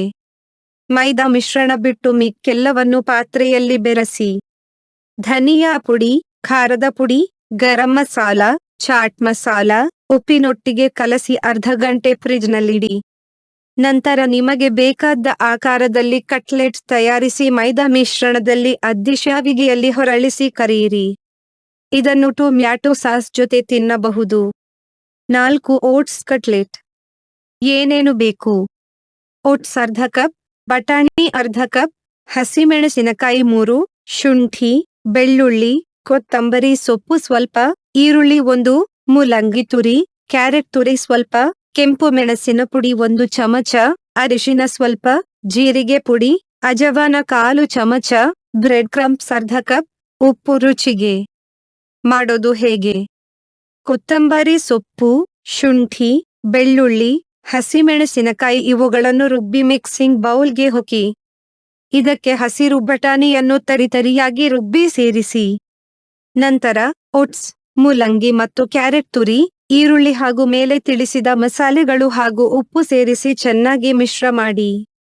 ನಂತರ ನಿಮಗೆ ಬೇಕಾದ ಆಕಾರದಲ್ಲಿ ಕಟ್ಲೆಟ್ ತಯಾರಿಸಿ ಬ್ರೆಡ್ ಕ್ರಂಬ್ಸ್ನಲ್ಲಿ 2 ಕಡೆ ಹೊರಳಿಸಿ. ಕಾದ ತವಾಕ್ಕೆ 4 ಚಮಚ ಎಣ್ಣೆ ಹೊಕ್ಕಿ 2 ಬದಿ ಕೆಂಪಗೆ ಬೇಯಿಸಿದರೆ ಘಮ್ ಎನ್ನುವ ಕಟ್ಲೆಟ್ ರೆಡಿ. ಇದನ್ನು ಟೊಮ್ಯಾಟೊ ಸಾಸ್ ಜೊತೆ ತಿನ್ನಬಹುದು. 5 ಕ್ಯಾಬೇಜ್ ಕಟ್ಲೆಟ್. ಏನೇನು ಬೇಕು? ಕ್ಯಾಬೇಜ್ ತುರಿ 6 ಚಮಚ, ಅವಲಕ್ಕಿ 1 ಕಪ್, ಬೇಯಿಸಿದ ಹಸಿರು ಬಟಾಣಿ ಅರ್ಧ ಕಪ್, ಆಲೂಗೆಡ್ಡೆ 1, ಚೆನ್ನ ಮಸಾಲ, ಈರುಳ್ಳಿ ಚೂರು, ಈರುಳ್ಳಿ ಹೂವು, ಕ್ಯಾಪ್ಸಿಕಮ್ 4 ಚಮಚ, ಕೊತ್ತಂಬರಿ ಸೊಪ್ಪು, ಹಸಿಮೆಣಸಿನಕಾಯಿ 2, ಖಾರ ಪುಡಿ, ಶುಂಠಿ ಬೆಳ್ಳುಳ್ಳಿ ಪೇಸ್ಟ್, ಅಕ್ಕಿ ಹಿಟ್ಟು, ಕಾರ್ನ್ ಫ್ಲೋರ್, ಬ್ರೆಡ್ ಕ್ರಂಬ್ಸ್, ಉಪ್ಪು. ಮಾಡೋದು ಹೇಗೆ? ಚೆನ್ನಾಗಿ ನೆನೆದ ಅವಲಕ್ಕಿಯನ್ನು ಮಿಕ್ಸಿಂಗ್ ಬೌಲ್ಗೆ ಹೊಕ್ಕಿ. ಇದಕ್ಕೆ ಕ್ಯಾಬೇಜ್ ತುರಿ, ಕ್ಯಾರೆಟ್ ತುರಿ, ಪುಡಿ ಮಾಡಿದ ಆಲೂ ಮತ್ತು ಹಸಿರು ಬಟಾಣಿ, ಅಕ್ಕಿ ಹಿಟ್ಟು ಹಾಗೂ ಉಳಿದ ಎಲ್ಲ ಸಾಮಗ್ರಿಗಳನ್ನು ಸೇರಿಸಿ ಚೆನ್ನಾಗಿ ಮಿಶ್ರ ಮಾಡಿ, ಬೇಕಾದ ಆಕಾರದಲ್ಲಿ ಕಟ್ಲೆಟ್ ತಯಾರಿಸಿಕೊಳ್ಳಿ. ಕಾರ್ನ್ ಫ್ಲೋರ್ಗೆ ಸ್ವಲ್ಪ ನೀರು ಸೇರಿಸಿ ಚೆನ್ನಾಗಿ ಕಲಸಿದ ಬಳಿಕ ಮಾಡಿಟ್ಟ ಕಟ್ಲೆಟ್ ಅನ್ನು ಇದರಲ್ಲಿ ಮುಳುಗಿಸಿ, ಬ್ರೆಡ್ ಕ್ರಂಬ್ಸ್ನಲ್ಲಿ ಹೊರಳಿಸಿ. ಕಾದ ತವಾದಲ್ಲಿ ಸ್ವಲ್ಪ ಎಣ್ಣೆ ಹೊಕ್ಕಿ 2 ಬದಿಗರಿಗರಿಯಾಗಿ ಬೇಯಿಸಿ ಸವಿಯಿರಿ. 13 ಮಿತ್ರ ಜ್ಯೋತಿ ವಾರ್ತೆ 4 ಅಕ್ಟೋಬರ್ 2024 ರಂದು PD. Association of people with disability ಸಂಸ್ಥೆಯ ವಾರ್ಷಿಕೋತ್ಸವ ಸಮಾರಂಭದಲ್ಲಿ ಡಾಕ್ಟರ್ ಮಧು ಸಿಂಘಾಲ್ ಭಾಗವಹಿಸಿದ್ದರು. ಈ ಸಂದರ್ಭದಲ್ಲಿ ದಕ್ಷಿಣ ಭಾರತದಲ್ಲಿ ದಿವ್ಯಾಂಗರ ಸಬಲೀಕರಣಕ್ಕಾಗಿ ಶ್ರಮಿಸುತ್ತಿರುವ ಸರ್ಕಾರೇತರ ಸಂಸ್ಥೆಗಳಿಗೆ ಎನ್.ಎಸ್. ಹೇಮಾ ಸ್ಮಾರಕ ಪ್ರಶಸ್ತಿಗಳನ್ನು ನೀಡಿ ಸನ್ಮಾನಿಸಲಾಯಿತು. ಲೋಕಮಾನ್ಯ ಅಹಲ್ಯಾಬಾಯಿ ಹೋಳ್ಕರ್ ತ್ರಿಶತಾಬ್ದಿ ತಂಡವು 7 ಅಕ್ಟೋಬರ್ 2024 ರಂದು ಮಿತ್ರ ಜ್ಯೋತಿಯ ಸಭಾಂಗಣದಲ್ಲಿ ಅಹಲ್ಯಾಬಾಯಿ ಅವರ ಬಗ್ಗೆ ಕಾರ್ಯಕ್ರಮವನ್ನು ಆಯೋಜಿಸಿತ್ತು. ಈ ಕಾರ್ಯಕ್ರಮದಲ್ಲಿ ಮಿತ್ರ ಜ್ಯೋತಿಯ ಸಿಬ್ಬಂದಿಗಳು ಹಾಗೂ ವಿದ್ಯಾರ್ಥಿಗಳೆಲ್ಲರೂ ಭಾಗವಹಿಸಿದ್ದರು. ತಂಡದ ಸದಸ್ಯರಾದ ಶ್ರೀಮತಿ ನಾಗರತ್ನ ಅವರು ಭಾಗವಹಿಸಿದವರೆಲ್ಲರಿಗೂ ಚರಿತ್ರೆಯಲ್ಲಿ ಐತಿಹಾಸಿಕ ಸಾಧನೆಗೈದಿರುವ ಮಹೋನ್ನತ ಮಹಿಳೆ ಅಹಲ್ಯಾಬಾಯಿ ಹೋಳ್ಕರ್ ಅವರ ಜೀವನದ ಬಗ್ಗೆ ಒಳನೋಟವನ್ನು ನೀಡಿದರು. 11 ಅಕ್ಟೋಬರ್ 2024 ರಂದು ಮಿತ್ರ ಜ್ಯೋತಿಯ ಸಿಬ್ಬಂದಿಗಳು ಹಾಗೂ ವಿದ್ಯಾರ್ಥಿಗಳೆಲ್ಲರೂ ಕೂಡಿ ಆಯುಧ ಪೂಜೆಯನ್ನು ಸಂಭ್ರಮದಿಂದ ಆಚರಿಸಿದರು. ಸಂಸ್ಥೆಯ ಸಾಧನ ಸಲಕರಣೆಗಳು, ಯಂತ್ರಗಳು, ಗಾಡಿಗಳು ಮುಂತಾದವುಗಳನ್ನು ಅಲಂಕರಿಸಿ ಪೂಜೆಯನ್ನು ಮಾಡಲಾಯಿತು. 15 ಅಕ್ಟೋಬರ್ 2024 ರಂದು ಮಿತ್ರ ಜ್ಯೋತಿ ಸಂಸ್ಥೆಯಲ್ಲಿ ಬಿಳಿಕೋಲಿನ ದಿನವನ್ನು ಆಚರಿಸಲಾಯಿತು.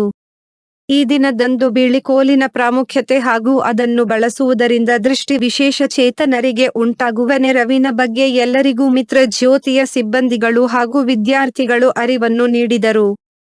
18 ಅಕ್ಟೋಬರ್ 2024 ರಂದು ಆಯೋಜಿಸಲ್ಪಟ್ಟಿದ್ದ ಸಾರ್ಥಕ್ ಬೆಂಗಳೂರು ರೀಜನಲ್ ಒಲಿಂಪಿಕ್ಸ್ ಸಮ್ಮೇಳನದಲ್ಲಿ ದಿವ್ಯಾಂಗರ ಸಾಧನೆಗಳ ಆಚರಣೆ, ಐಡಿಯಾ ಮತ್ತು ಸೂಪರ್ ಹೀರೋಗಳು ಎಂಬ ಆಸಕ್ತಿದಾಯಕ ಚರ್ಚೆಯಲ್ಲಿ ಡಾಕ್ಟರ್ ಮಧು ಸಿಂಘಾಲ್ ಅವರು ಪ್ಯಾನಲಿಸ್ಟ್ ಆಗಿ ಭಾಗವಹಿಸಿದ್ದರು. ಈ ಅಧಿವೇಶನವು ದಿವ್ಯಾಂಗರ ಜೀವನದ ಹಾದಿ ಹಾಗೂ ಸಾಧನೆಗಳನ್ನು ಮತ್ತು ಅವರು ಸಮಾಜಕ್ಕೆ ನೀಡಿರುವ ಕೊಡುಗೆಗಳನ್ನು ಗುರುತಿಸಿ ಎಲ್ಲರಿಗೂ ಪರಿಚಯಿಸಿತು. ಮಧು ಸಿಂಘಾಲ್ ಅವರು ಕೂಡ ಇದೇ ಸಂದರ್ಭದಲ್ಲಿ ಅವರ ಅನುಭವಗಳನ್ನು ಎಲ್ಲರೊಂದಿಗೆ ಹಂಚಿಕೊಂಡರು.